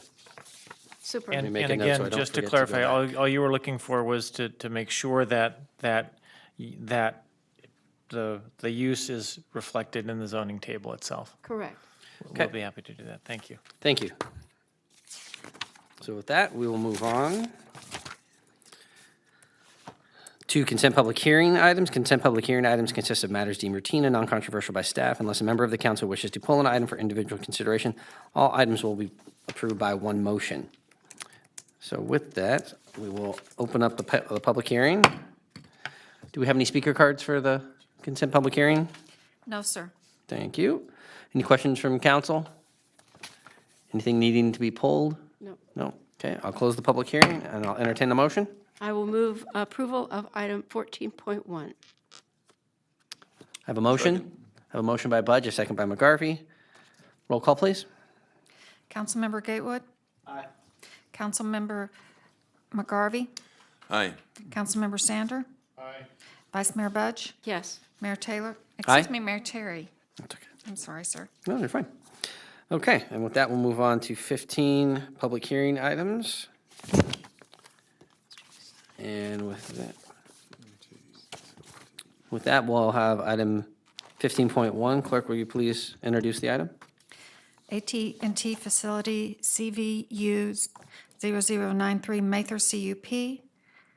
Conditional use permit, project number DD 9697, located at 10528 Armstrong Avenue. Thank you.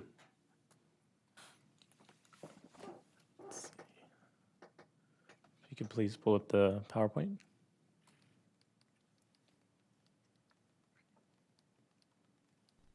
There we go. Good evening, Mayor Terry, Vice Mayor Budge, and council members. Nicholas Sosa, Assistant Planner for City of Rancho Cordova. The project before you tonight is the AT&T Telecommunications Facility Conditional Use Permit DD 9697. The project applicant is requesting a conditional use permit for a proposed 86-foot tall telecommunications tower within a 28.5 by 30-foot leasing area. The applicant is also requesting a height deviation for an increase of 31 feet, as well as setback deviation for a reduction of 24 feet from the property line. The proposed project is located at 10528 Armstrong Avenue. The project site is located at the southeast corner of the property within the existing parking lot of the Sacramento Zoroastrian Association. Shown here is a zoomed-in image of the site location.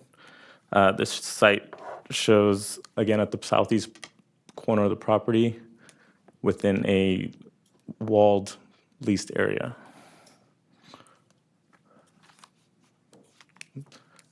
The project site is located within the Mather Field Special Planning Area. The Special Planning Area references the Sacramento County Code as the regulating document, where the planning area does not regulate specific uses or development standards. In this case, the planning area does not provide specific regulations regarding the wireless telecommunications facilities. Therefore, staff utilized the Sacramento County Code to conduct the project review. And staff has also confirmed with the Airport Land Use Commission that an 86-foot tall telecommunications tower would be allowed within the overflight zone per the Mather Comprehensive Land Use Plan. Shown here is the Sacramento County Code regulations. Wireless communications facilities are permitted in any zone with the issuance of a conditional use permit. The developed standards show that the facility shall be separated from any adjacent interior property boundary or public right-of-way by 25 feet or more. The height of any tower shall not exceed 55 feet in Group 1 zones. And deviations from setback and height requirements for towers in Group 1 zones can be permitted with conjunction of a permit hearing if the hearing body finds at least one of the following criteria met. Number 1 being the tower is located adjacent to a non-residential use. Number 2 is the tower's a co-location site. And number 3 is the size, shape, topography, or existing development of the site would restrict installation of wireless facilities. The applicant is requesting deviations from these standards for the proposed project. Deviations may be permitted if the final hearing body finds that one of the criteria is applicable. In this case, staff felt that criteria number 1 would be applicable, which is that the project is located adjacent to non-residential uses, and therefore it is applicable. The requested deviations are shown below. The Sacramento Code standard is a 55-foot maximum. The proposed tower is 86 feet tall, and that would be a deviation of increase of 31 feet. The separation setback is a 25-foot minimum. The proposed would be at a 1-foot setback from the property lines, which is a reduction of 24 feet. Shown here is the map of the existing coverage in the project area in comparison to the project coverage once construction is completed. The blue shows reliable coverage outdoors only, with indoor coverage less efficient. On the right side is the coverage predictions once construction is completed, which shows reliable coverage both indoors and outdoors in the area. Given the location of the proposed tower and the existing scenery surrounding the project site, a monopine or any other type of tree would not be appropriate to mitigate visual impacts since it's in the center of the parking lot. The proposed clock tower design seemed appropriate for the office and industrial feel of the Mather Field area. Shown here is an image of the proposed clock tower. It will be fully functional and maintained by the applicant. All telecommunications equipment will be placed behind the top panel of the tower and screened from public view. At the base of the tower, the leased area will include an equipment shelter surrounded by a 7-foot tall CMU block wall bordered by a 1-foot landscape planter on 3 sides with suitable landscaping. Shown here is the proposed tower from the northwest, or shown the views from the northwest from Mather Boulevard. This is a view to the north from Armstrong Avenue. And here is a view to the east from Von Carmen Street. The proposed project is categorically exempt under section 15303 for new construction and conversion of small structures of the CEQA guidelines. Staff recommends that City Council determine that the project is categorically exempt and that they approve the conditional use permit for the AT&T facility subject to the project plans and conditions of approval and findings contained in the resolution. Are there any questions? Also, the applicant is here in the audience if you have any questions for them as well. Okay. Any questions for staff? Come on, these usually are a pretty hot topic. Does it strike anyone as odd we have to resort to Sacramento County Code to deal with this?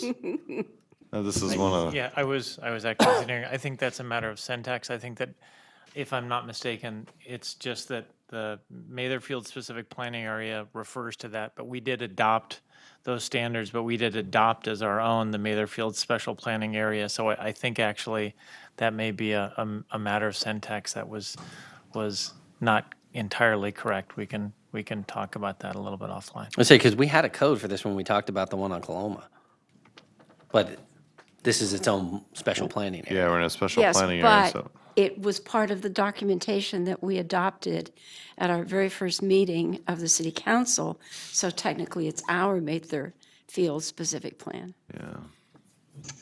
Which is all their wording. That We might, just don't have any ability to modify it. We haven't had any need to do anything with that. Once we passed it, there's everything that goes on like this. Part of the papers, the staff has confirmed that the Airport Land Use Commission, that 86-foot high telecommunication tower is allowed within the overflight safety zone per the Mather Comprehensive Land Use Plan of the area. And that, looking at that, that they have shown in the what it looks like that one that Channel 10 has, that's about the same thing, but that same height, the same type of a tower. They used to change that whenever to purple, whenever Sure the did. Kings won, or Right. something like that. And then it would turn green if it were raining, and red if it were snowing or something. Yeah, but it looks like the same height. So I don't, again, we haven't had any need to do anything with that since we passed it when we first became a city. So it's still our code also. Can I ask a quick question? It's just a What's the matter of height of the water tower out there? Do we know? I'm just trying to get perspective, because my only concern is, 100 feet? 150 feet. I wouldn't say that. It's about 100, in the 150. considerably taller than this, right? Considerably taller, Okay. yeah. Yeah. This is going to be large. It's going to be very visible, but at least it's creative. And at least it's not a tree. Because that wouldn't have looked right at all out there. yeah, I can tell you when I first looked at the agenda online when I was in Georgia last week, and I saw, seriously, a cell phone tower by an Yeah. airport. Yeah. But when I actually looked at the details of the rendering, it is, I'll agree with you, Linda, it's very creative Yeah. Yeah. as a use. The suggestions I would make is that the base of it, the CMU wall, probably ought to be a little more decorative and not look quite as industrial. There was one photo in the sim here. Just cinder block base. Yeah, this one that made it look like that is not really an attractive add, at least at the base level, to the surroundings. Looks like just Can you go back to another the big diagram that billboard. actually shows the materials that were being used? Sure. And Mayor, if you may. Oh, I wanna guess that wasn't colored, but that's public going to hearing. be cinder block, gray cinder block is what it's coming at. And it'll be painted the same color as the existing building on the site. I think it's like a pale off-white, and also hopefully with the addition of landscaping surrounding that area, it'll help soften the walls a little bit more. So there's landscaping as part of this application around this base? Yes, there will be a 1-foot planter surrounding the site. I don't know if that's landscaping. A 1 foot, It that's, can grow a vine. you could grow a vine. If you had water, you could grow a vine.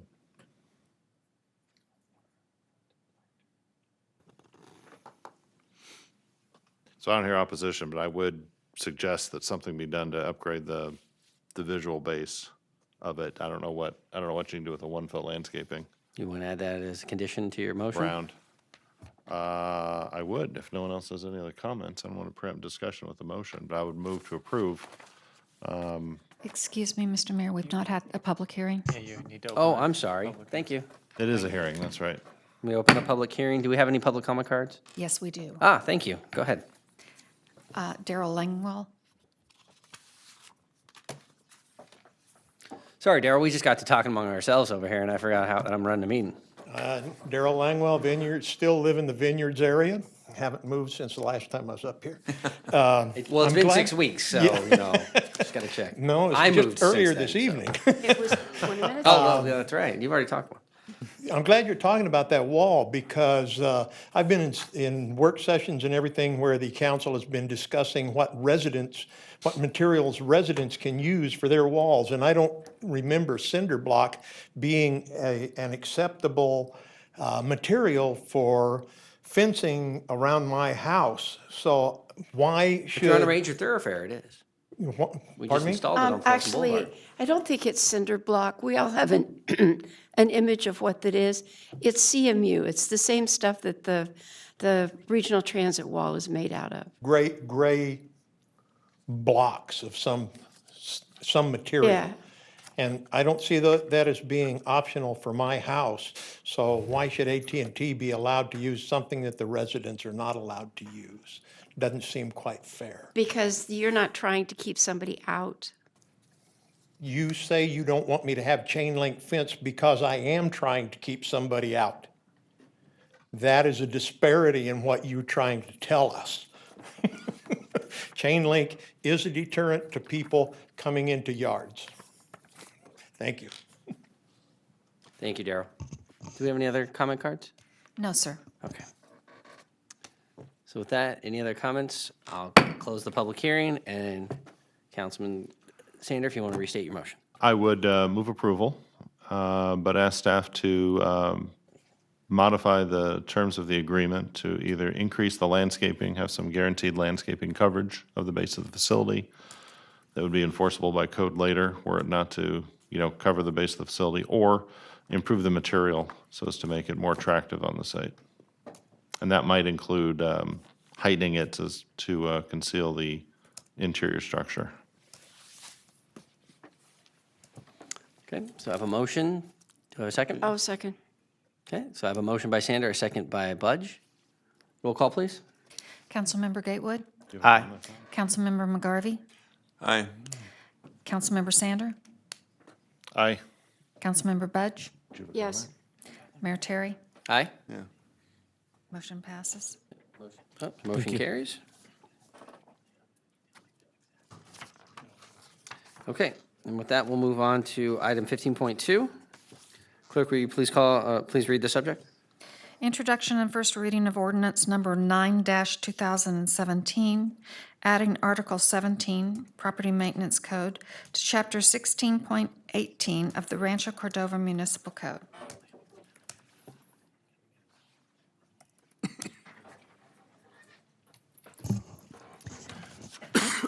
Good evening, Mayor, City Council. Kerry Simpson, Neighborhood Services Manager.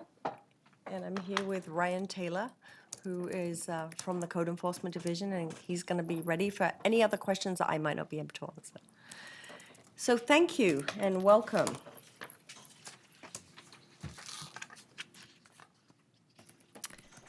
So we're here again on the Property Maintenance Code, and just recap briefly. As this slide details, there are many sections of the municipal code that sets forth property standards for residential and commercial properties. The fact they are located in so many different parts of the code can be a challenge for the most seasoned code enforcement officer, let alone a resident or a business owner that might be looking to find how the standards are set forth for their property.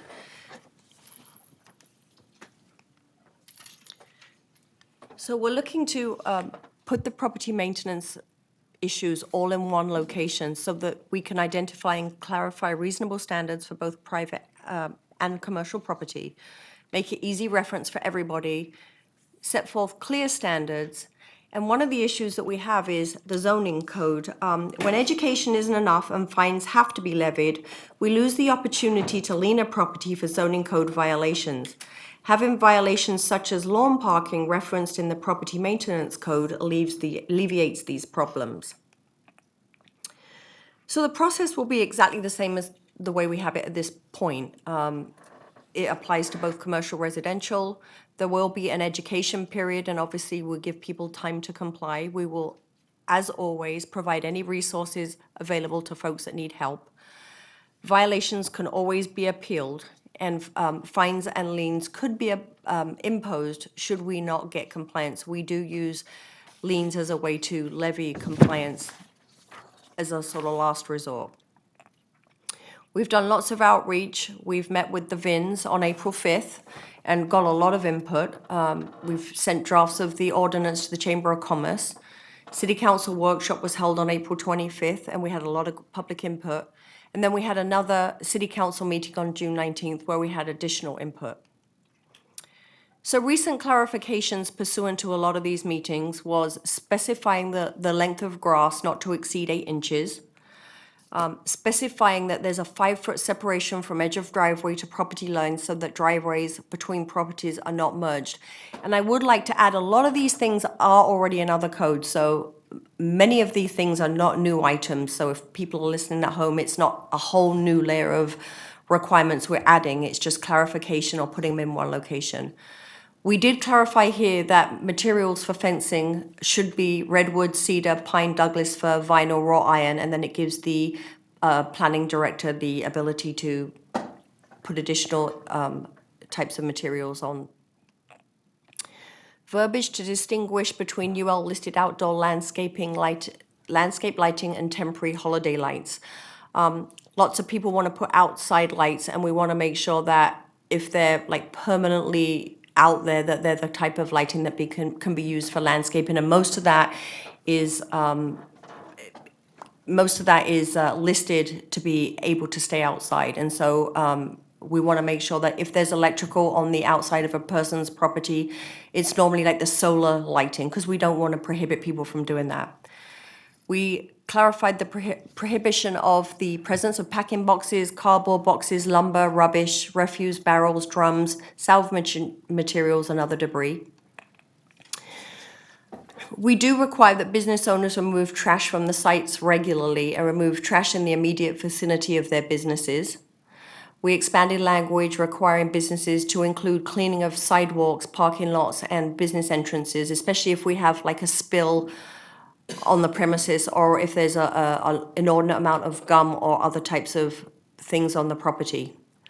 We also wanted to reference the use of the American Society for Testing and Materials standards for paint used in parking lots.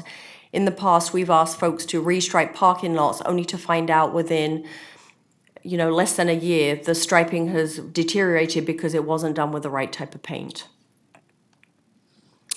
So additional items that have been added since the June 19th council meeting, a little bit more clarification of the types of things that are not allowed on the property. So the prohibition of the accumulation and presence of broken or discarded furniture, household fixtures, equipment of furnishings, garbage receptacles, shopping carts, and laundry carts. Requiring keyless entry locks on gates at multifamily residences to be maintained in an operational manner. So we've had it where large apartment complexes have had the gates where you need a keypad or something to get in, and the tenants feel like they have a certain level of safety, and those gates get broken and not repaired. And so when we do our proactive rental housing inspections, we're going to be making sure that folks keep those functional. So that's all I have at this point for the property maintenance code. I would ask if there are any questions from the city council at this time. Let me go ahead first and open the public hearing up front and ask if we have any comment cards. Sorry, Mr. Mayor. Yes, we do. Mary Nessel, I believe that's how you say? Yep.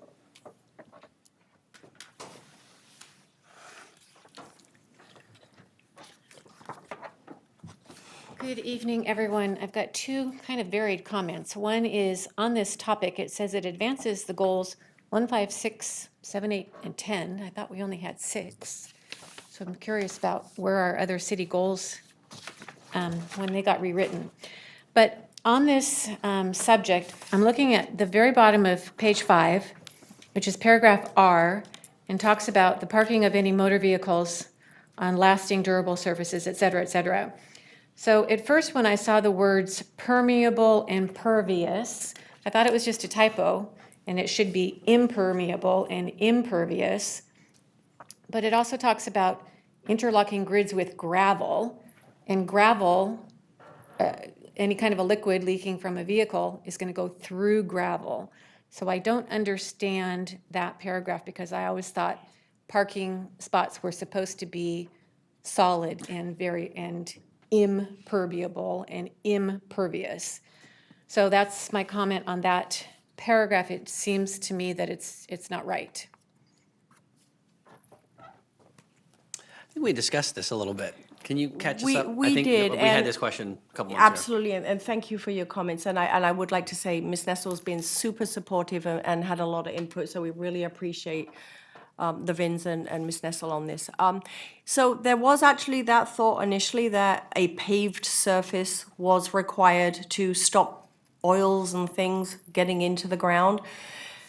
More recently, there's thought that if things go into the ground through dirt and other types of filters, so for that case, like water and those types of things, that it actually isn't as problematic as we initially thought. So yes, there absolutely was the requirement for a paved surface at one time, but we've been getting additional feedback. I don't know if Mr. Taylor has any further comments on that. I think part of the discussion, if I recall, was that if you have a paved surface and you have runoff of oil and other things like that, it's going straight into the storm drain. And this way, some of it might not end up going Correct. straight into the storm drain. I Correct. think that was the conversation that we had. So the language does meet the drafter's intent as written. I'm sorry, where was that? That's on the bottom of page 5, the last paragraph R, continuing on to the very top of page 6. Do you have any other speaker cards? Just really No, quick. sir. Okay. I'm sorry, so Go ahead. I want to pursue Mary's comment, though, because, while I understand, on the other hand, the county worked very hard to switch from gravel to chip sealed and asphalted concrete because of the fugitive dust problem. So if we apply that particular logic, and I understand the thing with the Clean Water Act, it's the reason all our new houses have drains that exhaust into the grass instead of directly into the storm drain, you know. But if we apply that, then people would ultimately be able to have driveways that are full of grass and stone, and we wouldn't have concrete driveways. So the question is that the look we want? What would we do if somebody brought us a subdivision that proposed that we have cute little interlocking pavers with grass growing up through the middle for the driveway? And I do recall, I will absolutely defer to City Council. I do recall that we had some conversation around this at one of our meetings. And we looked at a handful of photos, and it was like exactly what you were saying, where we had like divided with, you know, concrete strips with grass in the middle and things like that looked really attractive. That, I mean, I can't remember what the exact decision was, but I remember looking at these different examples because we talked about this and we talked about look and feel of like carports and what kind of materials are being used and that kind of stuff. So, I mean, yeah, we did discuss this, and I thought we had kind of given the thumbs up to go forward. I mean, maybe we need to discuss it again, I'm not No, sure. absolutely, and I'm open to. My grandparents' driveway in their 1930 perfectly gorgeous two-story brick home was 2 strips of concrete with the grassy strip in the middle, went back to the little wooden one-car garage on the back of the property. Okay, so Under current code, that wouldn't be allowed, and I think that was the flexibility that I thought we had given staff direction. I'm a little confused by where this language ended up, because our discussion was, let's say we have that 40% restriction on your front yard, how much you can pave and how Right. much you can park on. right. So if you did 40% concrete, and then you did the rest of it, the other 60% in a grasscrete, Grasscrete, yeah, this language would say you can park on the entire front of your property. now. right. You can park in your driveway, you can park Right. on the grasscrete, you're parking on 100% of your front. So you all can stop going after people who park in the middle of the front yard. And that's not the I intent. don't think that was our intent. I think our intent was you could install this and it would be legitimate, but it would be as a path to backyard parking or behind fence parking, as opposed to parking itself. That's what I thought our discussion was. Carrie, how were you interpreting the enforcement of this language? Well, deferring to Councilmember Sander, I do recall the whole conversation about the Hollywood strips only being to traverse from the street to behind a fence. But if I made an error, I do apologize. I'm happy to clarify it, and maybe, Adam, we could make a change today. Is that possible? It's got decorative application. Okay. But you wouldn't want it to be the primary driveway unless we really want to eliminate what's normal in the United States today. We can absolutely change it. I mean, you And could just. this is, let me just clarify though, because I don't want to get in the weeds on trying to wordsmith something up here when it might just, if we want to take a couple weeks and get the right wording the way we want it. Because we've already got one of those that we're kind of toying with. Okay. That we need to come back to, so maybe. I think we'll be okay on the other. What's that? I think we'll probably be okay on the other. Yeah, no, I agree. But I'm just saying that considering we went through a workshop and we're still, I think, hunting for the wording, do you think you have enough direction right now to be able to redraft this by the next meeting? I think we're looking for basically paved surface.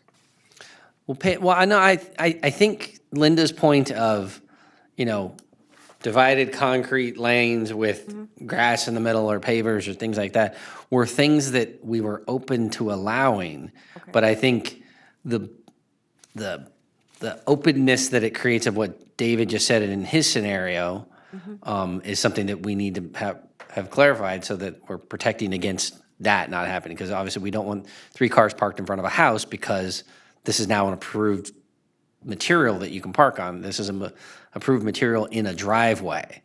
Okay. Yeah, Am I getting to the heart of Yeah, what I think so. I'd your suggest concern is? the Hollywood pavers or another impermeable surface or the grasscrete is an appropriate route to off-street parking, but it is not off-street parking itself.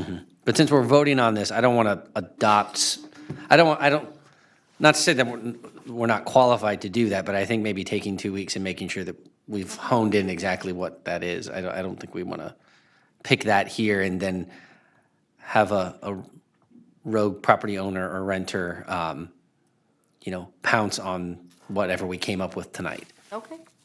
Okay. Does that sound reasonable, council? I'm okay with it. So at this point, I would entertain a motion to continue But till the next meeting? No, Could hang we- on, because I have. Any other public comment? Or Yeah. You may have other public comment, and I have a comment. Do we have more public comment? No, we don't. We do not. But go ahead if we have more No, questions. Yeah, I let's get this all out now. Yeah, no, I had We can a have it for comment. next week. I asked Adam, I told Adam that I thought we needed to rewrite item X in the middle of page 6. Because the way it reads, it almost sounds as though you're allowed to maintain a non-operative lock that provides access to and from an apartment complex. And so if you simply take out a couple of those phrases, then it's consistent with the opening of those, 20, This is the locking mechanism for items, yeah. multifamily, you're saying? because see, the intent of, all right, now wait a minute. Oh, you're saying this would allow them to comply by just removing the lock? Is that what you're Okay, saying? now hang on a minute. Okay, this further complicates item R, because this is the list of standards for residential property. It says you cannot do these things. Okay? No property owner or party in interest, this is at the bottom of page 3. No property owner or party in interest shall create, cause, or permit any of the following conditions to exist on privately owned residential properties or buildings when such conditions are visible from public property. And so item R is a part of that list of 22 conditions, which means that the parking of a motor vehicle on those conditions is not permitted unless it's approved by the Director of Planning. All off-street parking for private residences shall conform to section whatever of the municipal code, which is probably where our 2 paved off-street parking spaces are required. You're right. You're right. There's a lot in this. You are Okay? right. So Mary, you Councilmember don't have to Budge. worry. It's the other way around. This isn't allowed. Okay. When it's visible from the public street, it's not allowed. You got to read it backwards, which is what I did with item X. I'm confusing myself now, so. So, But you're correct, and actually, sort of just closing the loop, we did have conversations, and I do think that that you could technically allow parking where there are some not solid services, but you're right, we wrote this pursuant to the conversation that we had, which was we didn't not want it to be allowed, so you're absolutely correct, Councilmember Budge. okay. Thank you. So on item X, could we simply say, now here again, this is in keeping with conditions that are not allowed. So could we simply say, any non-operative locking mechanism or approved keypad that provides access to and from an apartment complex or multifamily dwelling unit, period.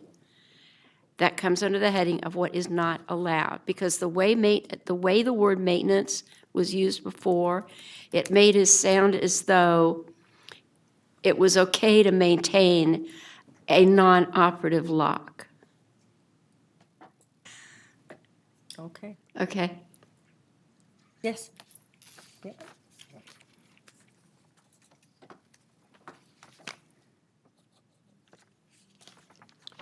Sound like it's okay as long as you read it backwards or something like that, and that's. Really? These are the things you're not allowed Not allowed to do. It's not stating a proactive, it's stating the negative. Correct. Which means, yeah, our discussion on the parking is fine. So I apologize, that was my error, because I know it can go either way, but yes. Are we okay with the language? We were all confused. Think so on the driveway, then it's clarified. Now, Linda, I'm still trying to track down yours here. Was it X? Oh, item X. It's the last one in this 5 or list. 6? It starts the maintenance Oops, I have an of, X on 9. the maintenance or keeping of any locking mechanism Oh, or here we are. so on and so forth. Page 6. Yeah. So I appreciate the Vice Mayor bringing this to my attention very briefly before the meeting. I don't think I have any objection to the suggested change. I think I personally don't have any objection to the language as written. I think the only, just as a matter of drafting, the language, part of what drives the issue is the fact that the phrase non-operative manner is at the end, not the beginning. Yeah. So you're talking about something that's non-operative, but you don't get to that until the very end of the phrase. So you're not allowed to keep it in a non-operative manner. Right. So My son would It's love a that. double negative. Yeah. I think her suggestion of eviscerating the first part of the sentence as she read into the record is fine. So then if I'm correct, we're only left with the 5R issue. And Ms. Simpson, I mean, I do think to the extent that topic and Ryan, that, was the subject of a number of slides and you did a fair amount of graphic depiction of that issue in the workshops, and you gave a number of choices on that issue, if I recall correctly, right? I mean, perhaps all we would do is tee up for the council at the continued at the continued meeting, just that topic and those slides, and show new language with the visual implications of that particular issue. Does that sound? Yes, we can absolutely do that. And then with the council's support, I think, given the lack of other issues before you and the lack of additional public comment, I think we would suggest with the public's indulgence that you go ahead and close the public hearing tonight in anticipation that you'll be able to resolve these issues. And we would just bring the item back with those images at your next meeting. And a minor change to R. Yeah. X. So you could close the public hearing and continue the item to the next meeting for Everybody good? consideration. Yeah. Okay. So that will close the public hearing, and I'll entertain a motion to continue. Okay, so I'll move approval. We're going to and no, continue to bring back. No, I will move that we introduce the title and waive the first reading of ordinance 9-2017 as it was presented tonight with the one change to item X in section 3. City Attorney? Yeah, I think that the staff recommendation was that, Ms. Vice Mayor, if you do that, you would fail to address the comment from the public and the council discussion about 5R. So our suggestion was that you go ahead, we'll make the change to so X with and the- bring it back with that change, but then we would also bring it back with if you continue the item, we'd go ahead and address 5R With for you. clarified, okay, with So the clarified. motion would be to close the public hearing and then continue the item. We What'd closed he public say? hearing, yes, so, okay. Okay, So We the- have already closed public hearing. So I now have a Unders- motion to continue until the next council meeting by Member Budge, or Vice Mayor Budge. but bring it back it'll be coming back for the second reading. No, you You won't. Because don't there's have a the change. exact language that we would change. So it'll be Okay, another fine. first reading. Exactly. So, And we okay. do want to be sure, given that you actually understand precisely the way it would look. Yep. Okay. So a motion, do I have a second? A second by McGarvey. Roll call, please. Or actually, no, all those in favor? And the date certain on that is? The next council meeting. The date August the certain. 21st. Thank you. All in favor? Aye. Opposed? Abstentions? Motion carries to continue. Thank you, and I really appreciate it. I think we'll have a great product at the end of this, so thank you. Thank you, Carrie. Yeah, I do want to thank staff for your great work on this ordinance. We have literally been talking about parts of this for years, and seeing it all come together with an awful lot of thought and great input from staff. I really appreciate the effort. Well, and I hope nobody feels bad that we're moving this for the amount of work that's already gone into it. I just want to make sure, and I hope everybody else does, that we get this right so that you don't have to come back in 3 months because we realized that we did something a little wrong that we didn't mean to do. So thanks for all the effort that you put in so far. And again, I mean, for the benefit of the public and others, part of why I think the code enforcement folks and the city attorney's office are excited about this is this gives a real consolidated tool that should be easy to use in the field, easy to use back at the desk, help them answer questions from the public more actively, help them be more fast and responsive and make fewer errors in working with the community on these important issues. And be easy for the public to understand And in be one much location easier for the instead of 3 public or to 4 find areas. the applicable. Right. Exactly. So with that, we will move on to item 15.3. Clerk, will you please read the subject? Introduction and first reading of ordinance number 8-2017, amending Rancho Cordova Municipal Code, section 6.120.140, relating to the method of graffiti abatement. I was about to say, I'm pretty sure we're going to need our code enforcement manager for this one. No, I was actually going to say, so it's actually part and parcel of the sort of, even though they're two separate ones, I do apologize. But yes, so I have one slide at the end of my presentation. It was kind of going to be sort of an add-on, but So there's one more after this? yes. Okay. So basically, one of the things that was brought up to us by the city council when it came to graffiti abatement as part of the whole property maintenance ordinance was we're having issues with getting all graffiti painted out completely in some areas. And so what we're asking is that we can clarify it so that Classic example. spot or patch painting of graffiti is prohibited unless authorized by the city manager or his or her designees. And I know that we've heard from some folks that we're just going to require ad nauseum everybody to paint every single wall.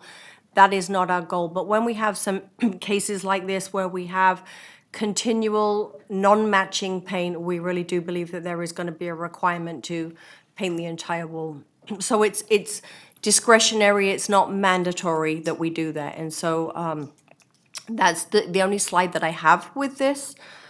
So I don't know if you have any questions as it relates to this section. You can just leave those up, Carrie, if you want to go back a slide. Yeah, as Linda just said up here off mic, that's the classic example, the image on the left. So what had happened there is someone had graffitied the back of a building. This is visible from a major street. And the owner covered up the graffiti by simply enlarging it, right? So he took white paint and took the narrow line and made it a wide line and called it covered up. And so for years, our community has endured that graffiti, but it's Yeah, technically covered up. And I will tell you, it's one of the best things that's happened to the Moose Lodge in the last 8 years, practically. And the other one is the fact that I know you noticed how nice the fencing looks and how they've cleaned up the front landscaping, and they're really working on sprucing up the entire property with our help.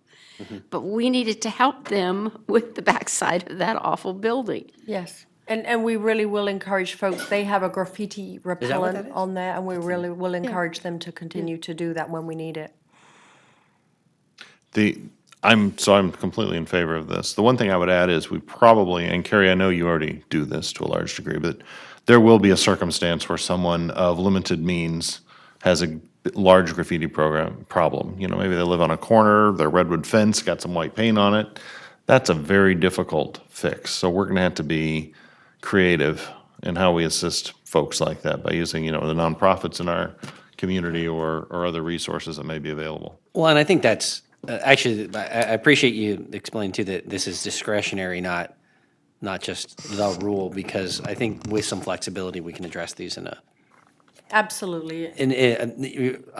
a cost-effective manner, but also maybe a creative manner too. So maybe it's somewhere that keeps getting it, move them up the list to get another mural, to get the next mural or something like that, that we're already gonna be spending money on. And so finding those opportunities to do it, because, it's happened, whether it's Sun River or anywhere, I mean, everyone at some point is gonna be, the victim of this. And, somebody, as much, as annoying as that is to look at, this was a business owner also that was trying to do the right thing in some way. In their mind, that's what they were doing. And there are plenty of owners that will just leave that stuff up forever because they don't look at the backside of their building, they don't care. So figuring out how we proactively deal with this, but then also be sensitive to people with less means, and how do we do it in a quick manner. But giving you the flexibility to make that decision, I think, is much better than us just having a rule that is hard and fast and insensitive. And as always, we try not to be punitive. We try to do the least possible thing for the folks. And with the Moose Lodge, we actually encourage them to get a graffiti-resistant paint there. And I'm hoping that it's working, so. Thank you. So I just want to make sure that when we talk to the business owners, we're very cognizant of how expensive it is to repaint every time they get hit. And we should talk about, also, this is a good time for Cyrus, maybe you can bring up what we're starting to look at about actually being more aggressive about protecting them and doing in the city. Yes, I think a concept that we have been exploring for some time, you're talking about the concept of PBIT. We think, for some time we had talked about, having the business owners to participate in some of the graffiti removal. And we think that there is some renewed interest by some members of the business community. And I know our economic development team is looking into it. We have a consultant on board now. So we hope that we can find a funding mechanism to help these businesses to deal with these kind of issues. And so some work is happening, and hopefully we can bring some information back to you soon. Thank you. Thank you. So with that, I'll open the public hearing. Do we have any public comment cards on this item? No, sir. Okay. There's one. May I speak? Sure. Just make sure to fill out a card when you're done. Well, come on up. Or add a note to the last one. As you haven't moved since the last time you were up there. Name, address, and how you spell it. On the last picture, I was just wondering, that the yellow building, it looked like the graffiti was lower, so is code enforcement going to have the discretion to say like, okay, can I mask off to this point and paint this portion with a complementary color so I don't have to paint the whole wall and that sort of thing to try and help the owners out where it might be less expensive? So we will work with them in any way we can. So that is definitely a possibility. We also talked to them about like crime prevention through environmental design, how important it is that they paint it out immediately. So we encourage them to keep some matched paint on site, have someone check their building so it doesn't encourage folks. So yes, we absolutely try to find ways to mitigate them having to spend money, one after the other, and give them input on the best ways to stop it doing. But I don't see why that, unless there was some kind of permit on file that they were mandated to have something painted a certain color, that would be an option, as long as it looked professionally nice. Good comment, though. Okay. So any other comments? Okay. I'll go ahead and close the public hearing and entertain a motion. I'll move adoption. Second. I have a motion by Sander, a second by Budge. Roll call, please. Councilmember Gatewood? Aye. Councilmember McGarvey? Aye. Councilmember Sander? Aye. Vice Mayor Budge? Yes. Mayor Terry? Aye. Motion passes. Mr. Mayor, on a related comment, we're making a lot of progress beautifying Folsom Boulevard. I think this ordinance is a good step in that. But what I'm hearing a lot from residents is how beautiful they think the sound wall looks since its cleanup last year and its paint. That was the single largest act of graffiti remediation, perhaps in county history, given the size of that wall and the number of graffiti patches that were on it. I just think this is another step towards that goal of having a graffiti-free, neat and tidy community. And that new mural does look nice. It does, and the 2 murals we've added. Yeah. 3 murals we've added. Thank you. Third one. Where's the third one? It's One at Los not up Amigos, yet. then there's the one over there at the walkway. Where's the third one? It's not up yet. Oh, it's not Oh, up yet. okay. There's a third one coming. Say, I found 2. Okay. Yeah. Yeah, thank you, staff, for all your work on this. Moving on to regular calendar items, we'll move to 16.1. Clerk, will you please read the subject? Consideration of a resolution approving the establishment of the Rancho Cordova Economic Development Commercial Facade Improvement Grant Program.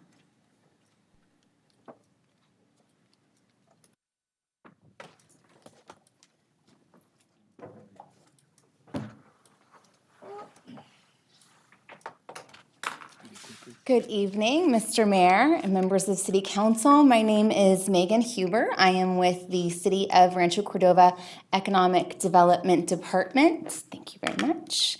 I am here today to share our proposed program scope for a commercial facade improvement grant program.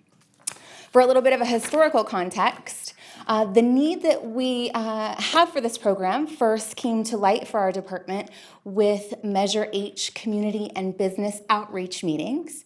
When we asked our business community what it is that they needed, we found that they voiced the need for additional resources to make improvements that they might not be able to do on their own.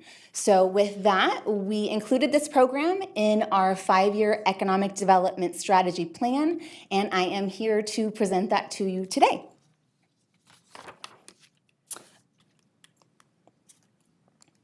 So the goal of this program is to incentivize renovation of commercial signs and facades. And the need for these renovations can vary widely because we have a wide variety of businesses that live here in Rancho Cordova.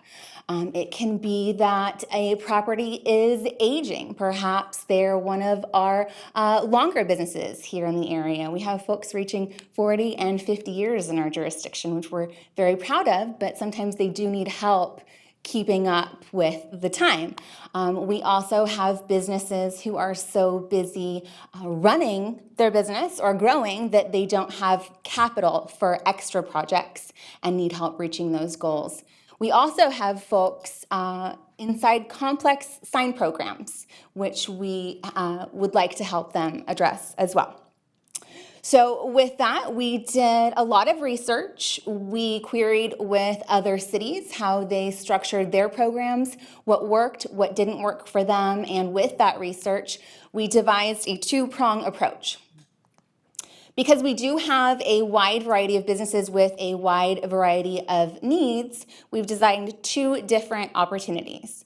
For those folks with smaller needs, be it maybe a one-sign replacement, a landscaping renovation, we have a mini grant with a reimbursement of up to $5,000. This does not have a match requirement for the business itself. We've also designed a matching grant. These would be for larger projects, be it those complex sign programs, maybe larger signage or larger facade renovation. This would be a maximum $70,000 grant. The business would contribute 1/3 of the total cost, with the city reimbursing up to 2/3 of eligible costs. So it's our goal to meet the wide variety of needs that we do see in the field, and this list is a capture of possibilities that funding would be eligible for. So you can see it ranges from signs, awnings, cleaning, painting, doors, windows, etc. It's our goal to be able to meet as many needs as possible when we are talking to businesses in the field. So to give you an idea of what the timeline of program execution would look like, the grant application submission would commence upon approval of this program. Approval of the grant would be given based on grant return on investment, of which we would design further with the application process. It's our goal to show that any sort of improvement would have a positive reinforcement on business image as well as property value, among other things. Approved applicants will fund and complete the project and then are reimbursed by the grant. And it's, like I said, our goal to positively affect the image and property values and/or rents of our business community. And with that, I'll gladly open it up for any questions. And I don't need to open up a public hearing. Do we have any comment cards on this item? Okay. Questions from council? I don't have a question, I have a comment. I love the idea. We, previously, the chamber used up, once, it was a very slow start. I know you've been told, but it was a very slow start, but once people caught the idea, we had, I've got a list of like 36 different locations that used SHRA's facade improvement grant or rebate. And we actually were so successful that they closed the program to us because we used up all their money. That's fabulous. So it's a terrific idea. I have a small concern about the paragraphs about needing to get additional permits. It's obvious we want to guide people in doing something aesthetic or make sure that all of their signage is coordinated or whatnot, but if they don't have the money to do the work, where are they going to get the money to pay to go through our permit process? Certainly, that's a great question. And that's really why with the matching grant, we saw some cities do a 50-50 setup, but it's why we went in the 2/3 versus 1/3 direction to ensure we had a little extra wiggle room to calculate those costs. So the cost of our permits is small enough that this is going to be affordable for them? We could actually, Kurt Haven, Director of Economic Development, thank you, Councilmember Budge. We could actually incorporate those costs into the program. Well, you stole my idea. Well, go ahead, keep going. I love it. I knew you were going to say that anyway. So, you're very correct. These programs only work once you get one or two of them started. And I remember pounding the pavement during the chamber days and knocking on every door. And our first one was probably an indiscreet location that we never guessed would do this first. And once they did it, then it started to roll. So we want to make it simple, effective, and we want to make sure that it's consistent so that everyone understands the program, so we can give certainty to our program and also to the businesses. So we would like to look at incorporating those fees and cost into this program. We have to be careful with prevailing wage, and city money is I different know. than the SHRA money, and I know. so we have more rules and regulations. But tonight, we just wanted to show you the program. We got some more items to work out, but I would agree with the amount of money that we have could follow that burden of carrying some of the cost of the fees. Okay. Other questions for staff? What are we thinking the range of the fees are going to be?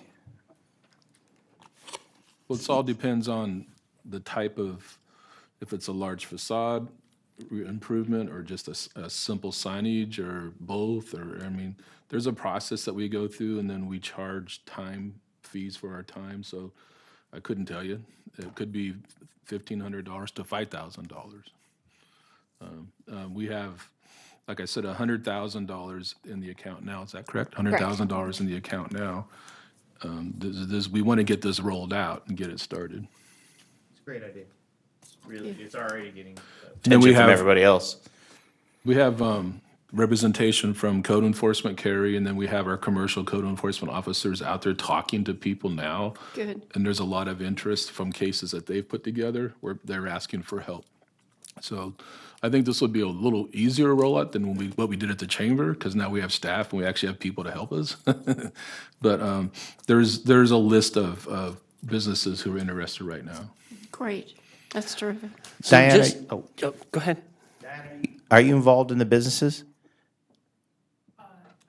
For the thing? Are you going to help out and get the Rancho businesses all involved in this? Maybe we could, if we were going to have a dialogue with a member of the public, they want to come up to answer on the mic. So we have done outreach to the Chamber of Commerce, to our code enforcement officers, building department, all the city staff. Tonight, we're just going to basically get your approval, nothing formal, to start the program, and then we would have more communication with department heads, the chamber, et cetera. And we would come and talk to the chamber committees, to their board, et cetera. Hopefully use all social media, use all of our email blasts, use the chamber email blast but tonight's just kind of the first steps. Super. Kurt, does that mean you're going to be pounding the I think pavement Kurt again? answered that question. Thank you. I said, does that mean you're going to be pounding the pavement again? Sure, why not? It's like the old days. I really like this as a first step. I think another way we might want to think about this is through a CDFI or a loan fund at some point, where you can scale these without nearly as much cost to the city. And David will like this. I've seen these where they're forgivable loans over 5 years or 10 years, but they have to continue to get it. So let's say it's a 10-year loan. It's forgivable 10% a year, assuming compliance and upkeep. So there's ways to also, not only what you put in, but, if you put bark in every 3 years, you got to replace it and you have to pay for it. And if you don't, we're not going to forgive that portion of the loan. So there's some teeth behind the long-term ones. I've seen that work really well in a few places. In my former career, I used to make investments into programs like this. And so there are different ways that, and again, I think doing a grant, and that's why I didn't send anything to staff about this as far as like make these changes or something. But I think this is a good first step. But I think as we get good at this and we figure out what the normal costs are to doing certain types of projects, we might want to talk about, the $50,000 to $100,000 facade improvements where they, reclad their building or completely redo the all the windows and things like that, and really make big investments where we can put in capital that over time we can, take back off through tax dollars or other things like that. But again, you're putting out capital, but it's going to be years before you're actually going to have the costs, among other ways to do it. But I like this as a really good first step. But I think there's some other things that as we look at this next year, is this Measure H funds? It was, yeah, that's what I thought. So, yeah, but I really do like what we've done so far with this. So I appreciate that idea. And another idea would be on some of the simpler ones, we would just process them, but some of the more larger dollared ones, since there is a limited amount of money, we could use the same committee that we use now for loans, which would be a member of the council, which we need to replace Mr. Skoglund, and then our city manager and economic development, someone else. But we could use that same committee to look at these larger loans and grants. Dan was and on that things. committee? Dan was Okay. on it, yeah. We need to replace Dan. Okay. That wasn't on our list of boards and commissions that we just approved, so. It we'll was an have ad hoc committee. It was ad hoc. Oh, got it. Okay. Okay. Okay? So with that, So- do we have any other questions? Okay, do we have a motion? And I will move adoption of this resolution, number 111-2017, kicking off our commercial facade improvement grant program. I have a motion by Pledge, a second by Gatewood. Roll call, please. Councilmember Gatewood? Aye. Councilmember McGarvey? Aye. Councilmember Sander? Aye. Vice Mayor Budge? Yes. Mayor Terry? Aye. Motion passes. Okay. Moving on to 16.2, which I'm guessing are the same few people, right? Okay, Amanda's doing this one. Okay. Clerk, will you please read the subject? Hacker Lab feasibility study. Good evening, Mr. Mayor, members of the council. My name is Amanda Norton. I'm the Economic Development Manager. So this evening before you, we are going to go over the results of our feasibility study that has been performed over the last few months.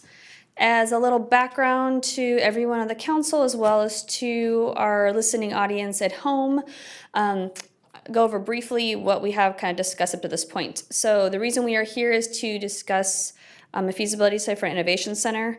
In the scope of what these centers can look like, it's everything from a maker space, which is where you see think of arts and crafts and working with CNC machines, to an accelerator, which is kind of the boot camp for businesses. You go in, you learn a specific set of skill sets, and then you are literally pushed out of the program to go forth, run your business, and hire people.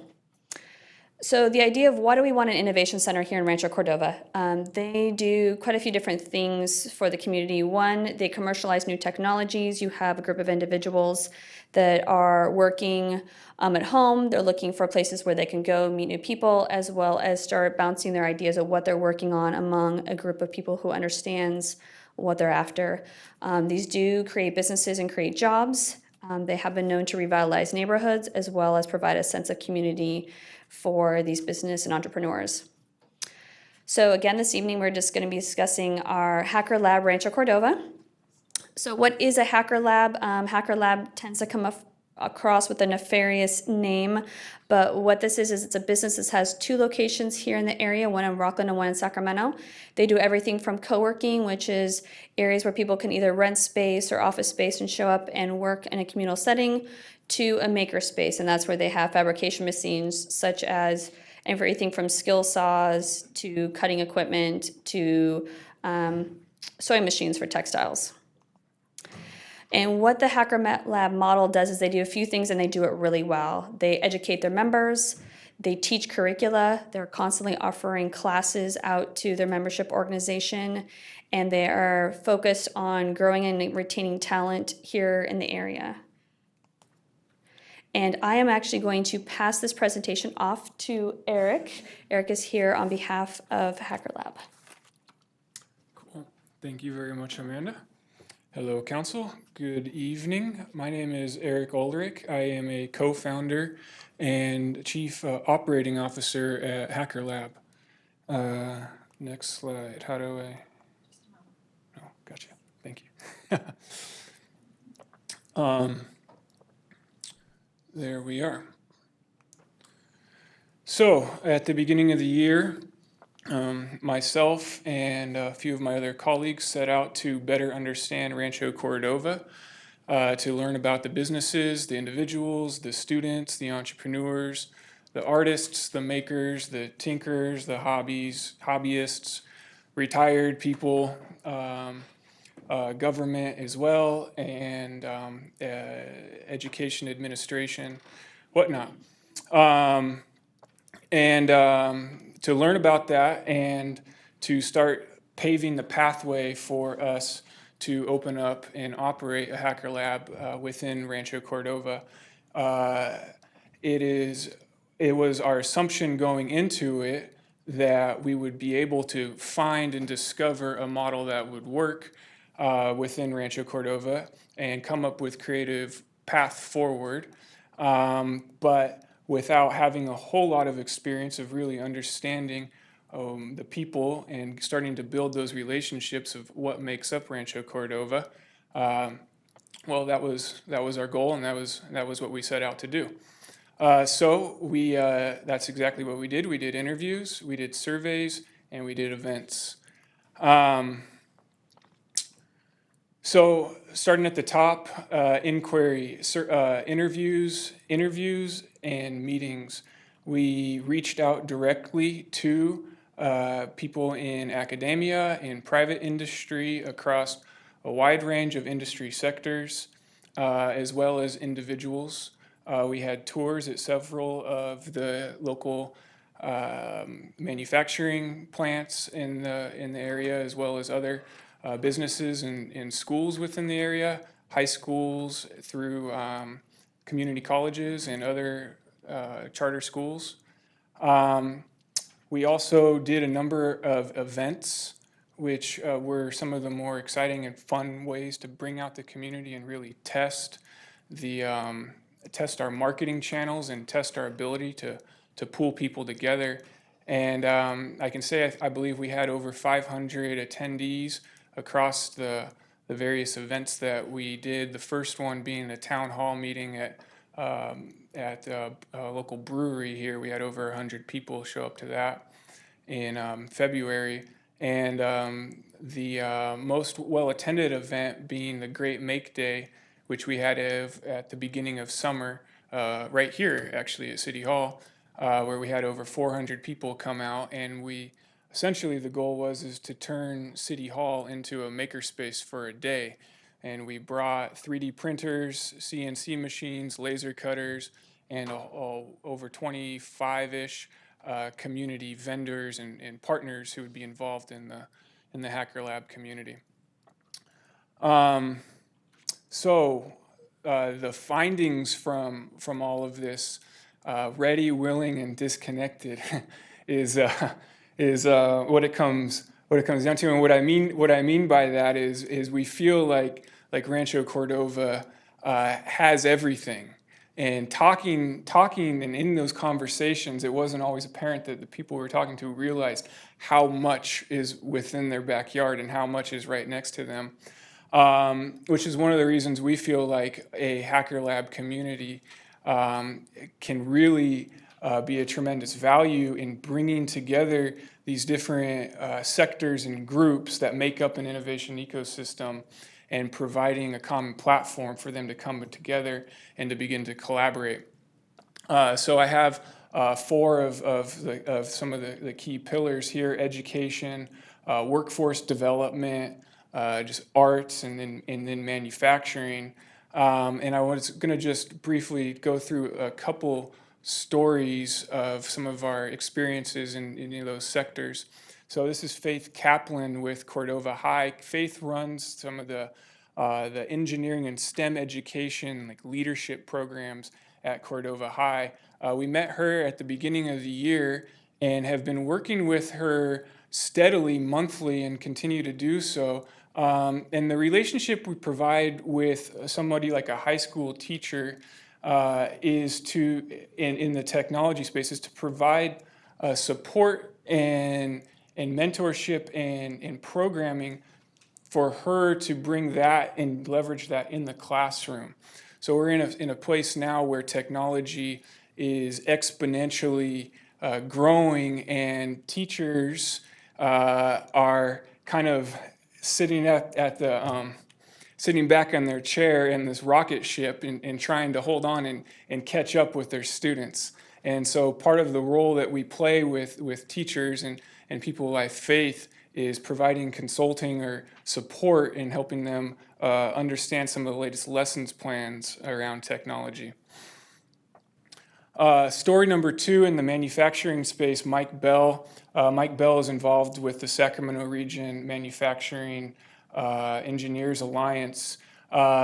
And we have actually just recently set up it's not finalized, but a partnership for like a temporary Hacker Lab facility at his shop right off of Sunrise Boulevard. Now, don't get too excited. It's a small facility. It's about 1,200 to 1,500 square feet, but it has CNC equipment and advanced milling equipment. And we've been running programs, kind of teach the teacher programs out of that facility for the last 6 weeks, and we'll soon be offering courses to the public on CNC training using his equipment, his personal equipment that he purchased, and we have an MOU in place where we can access that to do trainings. Please define CNC. Oh, sorry. Yes.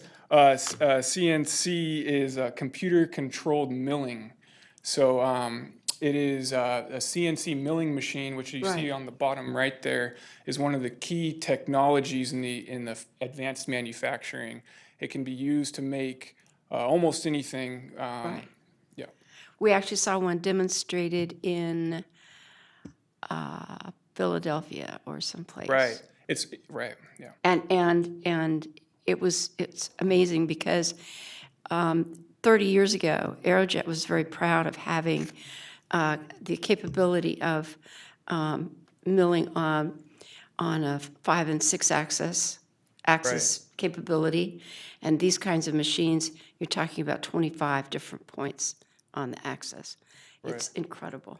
Yeah, this machine is a 3-axis milling machine on the bottom right. He bought all of his machines for $20,000 used off of a local, well, not a Rancho Cordova local shop, but a local shop that recently went out of business. But they're still production machines, and now we're offering training and the ability for people to access that equipment to prototype, whatever they'd like. Right. And so it's one of those. You have a shop in your garage, your maker, you're probably not going to be able to afford a $20,000 milling machine. And that's why people come to places like Hacker Lab to leverage the shared resources. Story 3, and then I'll wrap up here pretty soon, is the Blue Collar Guy project. And we put this in the workforce development category, which is very much what this is about. Sam Johnson is really evangelizing for the blue collar job workforce, which is a workforce that's still in great need, but facing a large portion of its workforce is retiring. And these companies, TriTool, for example, is having a really hard time filling these blue collar jobs because it's just not something that was really, brought to the attention of younger individuals. And so the Blue Collar Guy project is about evangelizing career opportunities with more of the hands-on type of work, which are actually a lot of these jobs you're getting paid $80,000, $100,000, $120,000 jobs. So they're good jobs. They're just not as necessarily brought up to think of a job to go for. So he's also a local Rancho Cordova citizen. So the way ahead for us is, we're ready to go. We've identified a few buildings that we really like. We're going to be starting to do more events and activities in Rancho Cordova. It's really just a matter of pulling together the funding to get the startup capital for tools and equipment and facility together, and we're ready to start rolling. So that about covers up my talk here, and I think pass it on. Define your phrase drip campaign. Yeah, drip campaign is it's digital marketing lingo. We're It's going to all use digital marketing lingo, but some of us want to Okay, know. so it has to do with putting up a web page that says, basically coming soon. It sells what the space is going to be, and it allows us to start collecting members on that website. And so, yeah. In drips and drabs. Yes, exactly. So Got it. they sign up, and then you follow up with them, and yeah. All right, for my piece, so where are we now and what are our next steps? So as part of our feasibility study, which we have completed with Hacker Lab, we understand that they found that the market is here and there is every reason why we should have a brick and mortar innovation center within our city. Per our contract with them, they will start moving forward onto phase 2, which is, and in your report, you'll see part of this has already begun in terms of where are their physical locations. They'll meet the needs of their business model, and they will look to start up moving forward with that. At this point, what we are asking of council is, first of all, you'll have a chance to answer any questions with us, but to take a look at the feasibility study, let us know if you have any edits, concerns, or comments. And then any other asks of this project will be coming back before you if there are any at a later date. And at this point in time, I'll open up any questions you might have for myself or for Eric. Do we have any public comment cards for this? No, sir. Okay. Questions from council? I have one. Is there any interest in, I'm sure there would be some way, rather, to have our new Folsom Lake College campus in Rancho Cordova? Do you have some way to get some of those students involved in this? Maybe some of them are already into the technologies you're talking about, but they need to have be aware of this being here. Maybe it's some way you could present that to the students, to the Folsom Lake College itself, to the campus or something like that, to let them know what's going on. Because we have some very sharp students there who are, just like, if there's anything wrong with my phone, I call IT. If there's something on my iPad or my computer, I'm a user, I'm not a programmer. But there are a lot of people there at college that are really good on that, but they don't know about you. Or maybe there's some way that you can make a connection between the college and your business, How can you do that? Yeah, great question. Thank you. We met with Folsom Lake College and the dean over in Folsom Lake College back in, I think, March or February or so. And we've also met with some of the faculty at Folsom Lake College. A gentleman named Zach Dowell came and spoke at our Great Make Day here. And we absolutely are looking to create a partnership and collaboration with them. We also have a partnership and collaboration with Sierra College at our Rockland facility, and have the beginning of a partnership with Sac City College down in Midtown. And yeah, I agree that it is vital and important to, I guess, in our case, we're working hand in hand with the community college and in helping them to innovate some of their curriculum as well, is where the conversation is going. But yeah, I'm a big fan of the local branch of the Folsom Lake College, and I think it's awesome that that's here. So. Well, good. I'm glad that connection has already been made, and you're doing that, because I think something that would be a great benefit to you and to them both. Yeah. Thanks. I only see upsides for this partnership. I'm really excited about Hacker Lab, been a fan for a while. If I didn't have this gig, I'd probably be one of the guys playing around in your space. My son, last year for Christmas, the one thing he really wanted was a 3D printer. So that's what we do for fun sometimes, is print stuff out and see what we can make work. It's pretty cool, but this is a win for local business, and as you now have discovered, and you probably knew before, and we knew before, we got a lot of innovation, a lot of R&D, a lot of makers, doing work here in Rancho Cordova, and so having this as an adjunct to them makes a lot of sense. We also have the availability of space for people who are going to graduate from what you're offering and actually step out into the real world and start making money or a product out of their idea. That makes sense for us. And we've got a real appetite for the educational partnerships that Bob was talking about. So it's not just Folsom Lake College, it's also, as you mentioned in your presentation, Cordova High School, because this is a unique asset that we can leverage interest in our public school system, saying, hey, look at what we got going with Hacker Lab. So I just think this is a win from every direction, and I'm just curious, is there anything else the city can do to facilitate this? And the second part of that question is there anything other than you guys? What's like the next step? What's or the ancillary thing that would be great to have here that maybe we could improve upon? So is there anything we can do to help? Is there anything extra, or what might the next step be? I'll let Eric speak to the next step or what the ancillary piece is. In terms of the city's role going forward, we have started conversations with Hacker Lab. They do need some additional funding, both either with the private sector and reaching out to the partnerships that they have with the other locations, as well as some potential grant opportunities through state or federal grants. And we will be assisting with them to kind of get them up and running. But there might be some other things you want to add to that.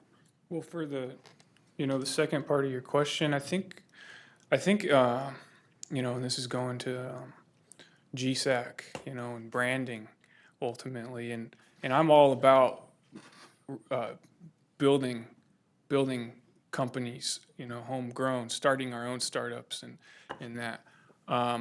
But the reality is the Bay Area is bursting from the seams, and they don't know about Rancho Cordova, and it's not just the Bay Area, and so I feel like there's some real potential for some branding campaigns that are Rancho Cordova centric, that share the capabilities and the ecosystem that's here, from pretty much within a few square miles of this building here, you can make anything that needs to be made. If Rancho Cordova got disconnected from the global supply chains, we'd be all right.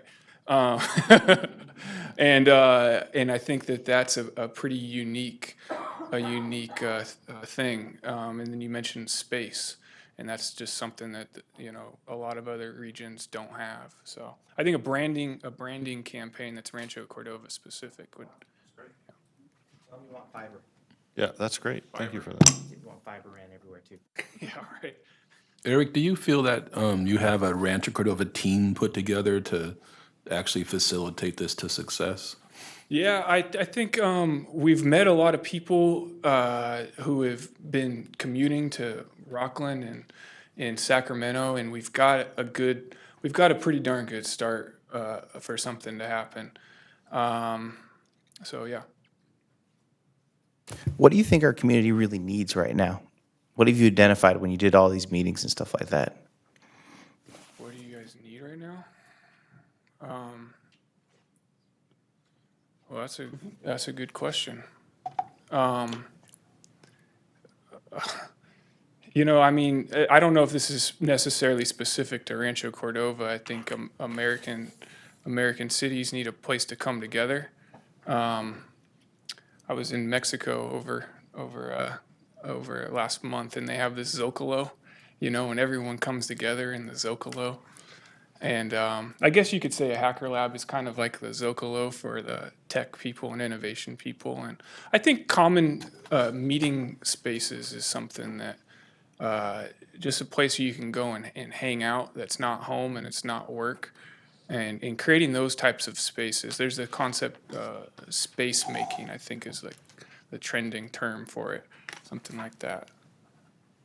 And one thing I'll add to that we were talking about with this project that was really interesting is everyone's talking about manufacturing and kind of whether it's alive or dead or what that looks like. And one of the things we've been hearing out through when Eric's team was doing all their work is that not only do we have manufacturing occurring, not only are those that are offshoring looking to onshore or have already begun the process of onshoring, but there's actually going to be a hole in the various industries. But what I mean by that is a workforce hole. So the gentleman who's doing the blue collar guy project is that those folks that are plumbers or machinists or HVAC techs, those are skilled trades and electricians that as people age into those industries, there hasn't been a large influx of new talent coming into those fields. And so something with Hacker Lab talking about that machining aspect is something that we've been hearing for some of our businesses. That we have one I just met with last week that what they were doing was they started their own program internally as an apprenticeship to start moving people into these advanced manufacturing positions because they just aren't getting that talent anywhere else. So, a couple of years ago, I started talking to a variety of people about doing some sort of an incubator for teens. And so one of the groups of people that I met with was actually a Boy Scout troop. And these are guys who at that point were probably 10 to 18. They were meeting it's the people who meet over at the Grange. And so I just went around the circle and asked this wide range of ages, what if you had a place like this to come together, then what would you want to be able to do there, or what would you want to be able to learn? Well, curiously, when you talk about blue collar, the ideas ranged very broadly. Everybody wanted a computer. There were actually some people who wanted to do music. There were some people who had some art kind of ideas. But one kid wanted a place where you could learn to be an auto mechanic. It's kind of like the welding that they teach over at Kenny High. He wanted to be able to, a place that you could go and learn to be an auto mechanic, and they would have a whole bunch of tools so that you could actually work on your car.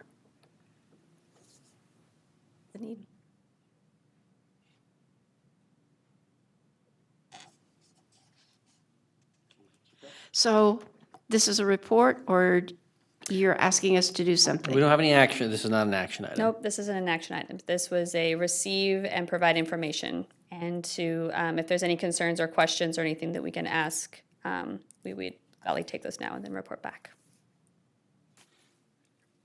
I think did you get the direction that you needed? I did. Great. We'll keep moving forward. Thank you so Thank much you for your very time. much. Great work. So with that, we will move back to 13.11. And is staff ready to discuss? Okay. Who's going?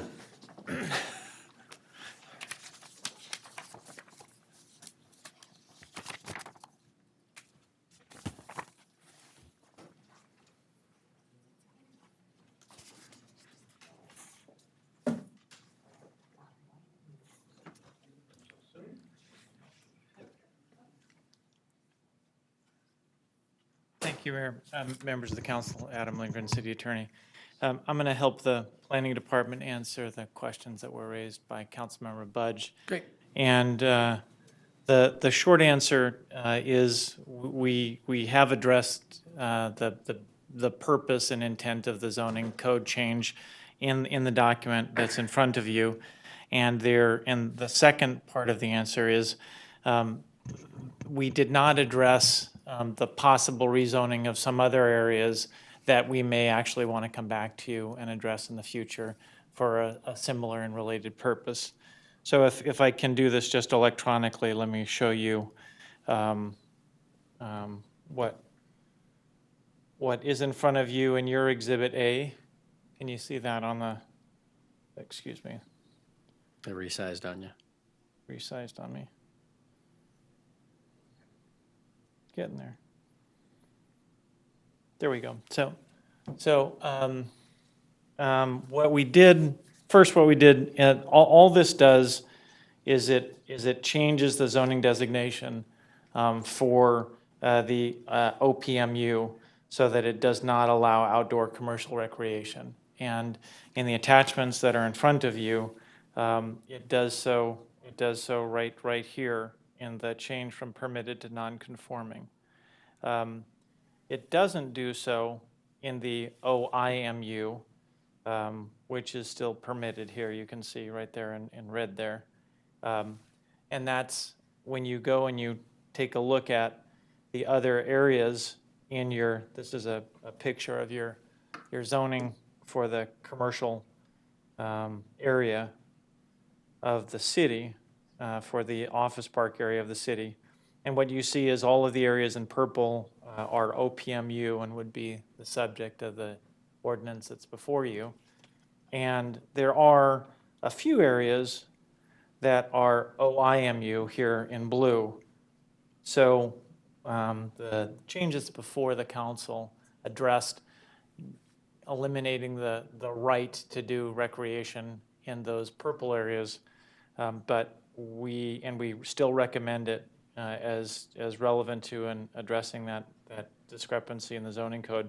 But I think that what we might ask the council to do is support us in coming back to you in the future with sort of a similar change for the OIMU. We can't ask you to do that here this evening because there are zoning requirements, the noticing requirements for the folks who have businesses in those areas that we would need to satisfy in order to change the zoning that's applicable to their businesses. So with that change, Councilmember Budge, does that address the issues that you wanted to raise with the council? Yes, Adam, it does. Thank you. With that, I think staff would still go ahead and recommend that you waive the first reading and introduce the ordinance as proposed. Excuse me.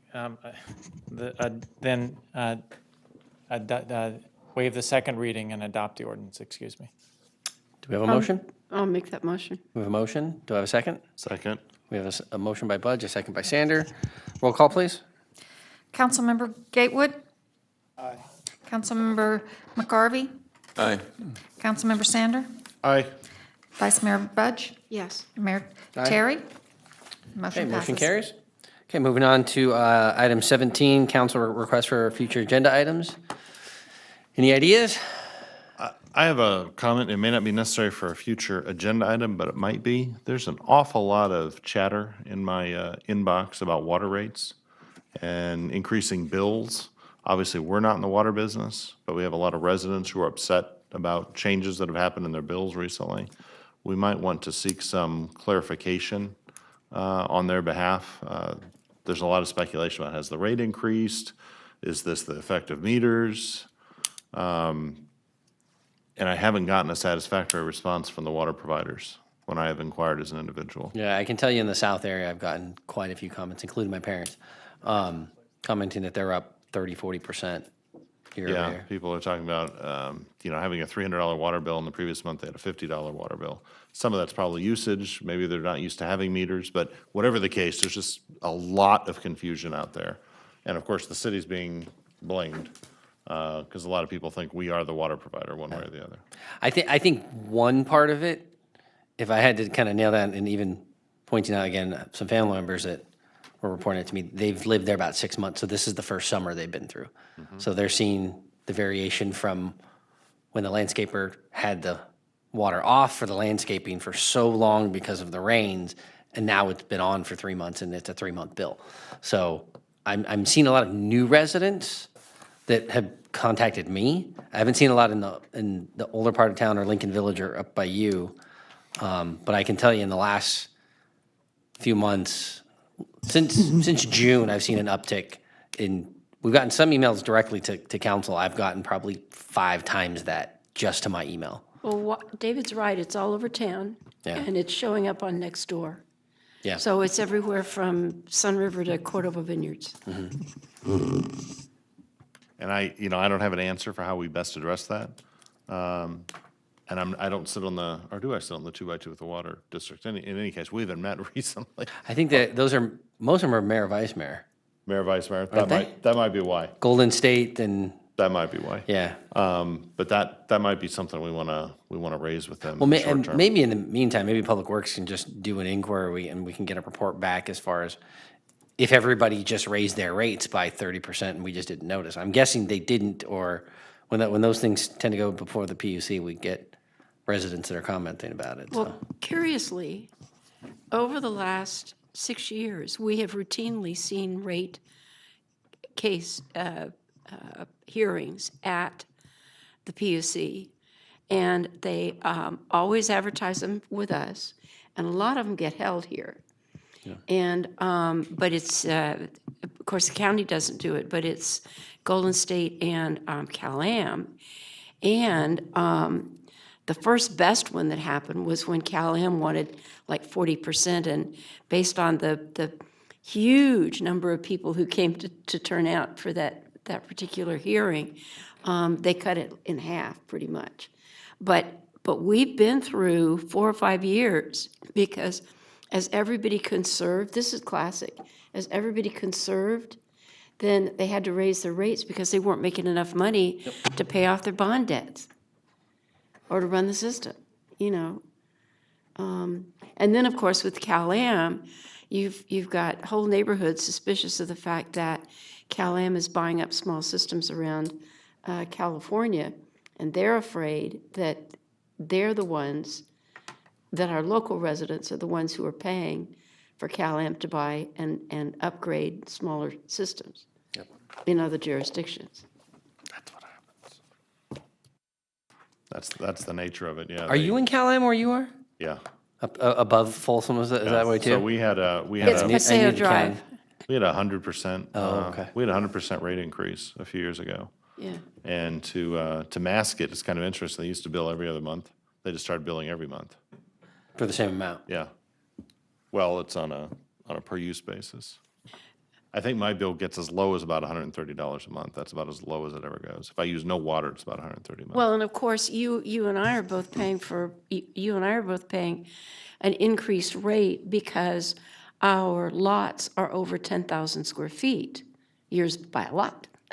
But we're all paying a premium that they tack on, and my entire village has lots over 10,000 square feet. The other 3 villages don't, not by a long shot, but ours does. So we can have staff look into it, and then depending on that, at the mayor, vice mayor, we can decide if that needs to be a full workshop. There might be a social media play, for the city here. That might be the best we can do. So Ashley's back there thinking about it. Any other items? I want to go back to what I was talking about a little while ago about the, to see what we could do. I'll be talking to Don Latoli. The county has passed an initiative to help preserve the Mather Community Campus. Right. And that's really something that is important. I talked to Mr. Sherman Haggerty from the Volunteers of America at Mather, and they have to the end of September, but that's when HUD is taking the money away. Now, the county has put a lot of the general money back in to what they're missing, but according to Mr. Haggerty, they're still about $250,000 short on that. And I don't know what we could do as far as using some of the money we have from our Measure H. I mean, we spent $380,000 to help the football team get helmets, to a one-time thing for the Mather Community Campus, to give them a continuation for another year, to help them find some other resources, some grants, some things along that line. But right now, they're getting short on time. So that is something to keep in mind, because I'll be bringing some more information back to our city manager and to the other council members to see what we can do to get, if this is something that we can do or that needs to be done before the end of September, then I would like to have that at least keep that in your mind, that this Mather Community Campus is too important. Have over 300 people in this program, to have them all of a sudden have it cut. That would be a loss. Well, keep in mind, Bob, also, it would be repurposed if we fall under the new HUD rules to where it has to be a housing first model, not what it is there. But the county has stepped up with most of the money that they would lose. That's also assuming that HUD doesn't course correct. In our last meetings that we were there in March and in May for Cap to Cap, HUD was very encouraging of Volunteers of America to apply for what's called bridge housing, which is essentially the same thing. They just don't want to call it transitional anymore, but they're essentially going to fund the same thing. And so in this last NOFA that Sacramento Steps Forward is applying for, they're still applying for, well, I guess from the continuum of care, a portion of it was going to that. And that is still being told to us that if you call it something different, it's an eligible cost. So the county doesn't know for sure if it's losing all of that funding. But I also think, whether it's Mather Veterans Village or this, that, and this is months, if not next year, to really hone in on. But, without the passage of Measure B, there's a lot of public infrastructure projects that we wanted to do in this town that our voters voted for. But, chunks of the county and Folsom, killed Measure B. But we might want to look at that and something that partners along with raising funds and capital for affordable housing projects like Veterans Village or a Fisher House or other things like that. And so that's something that hopefully in the coming months we can continue to talk to staff about ways that we can control our own destiny when it comes to programs and projects like this that ultimately we relied on the county and the voters of the county didn't approve it, but our voters sure did. So I think that's something to maybe look at as we move forward. So with that, if there aren't any other items, we will stand adjourned.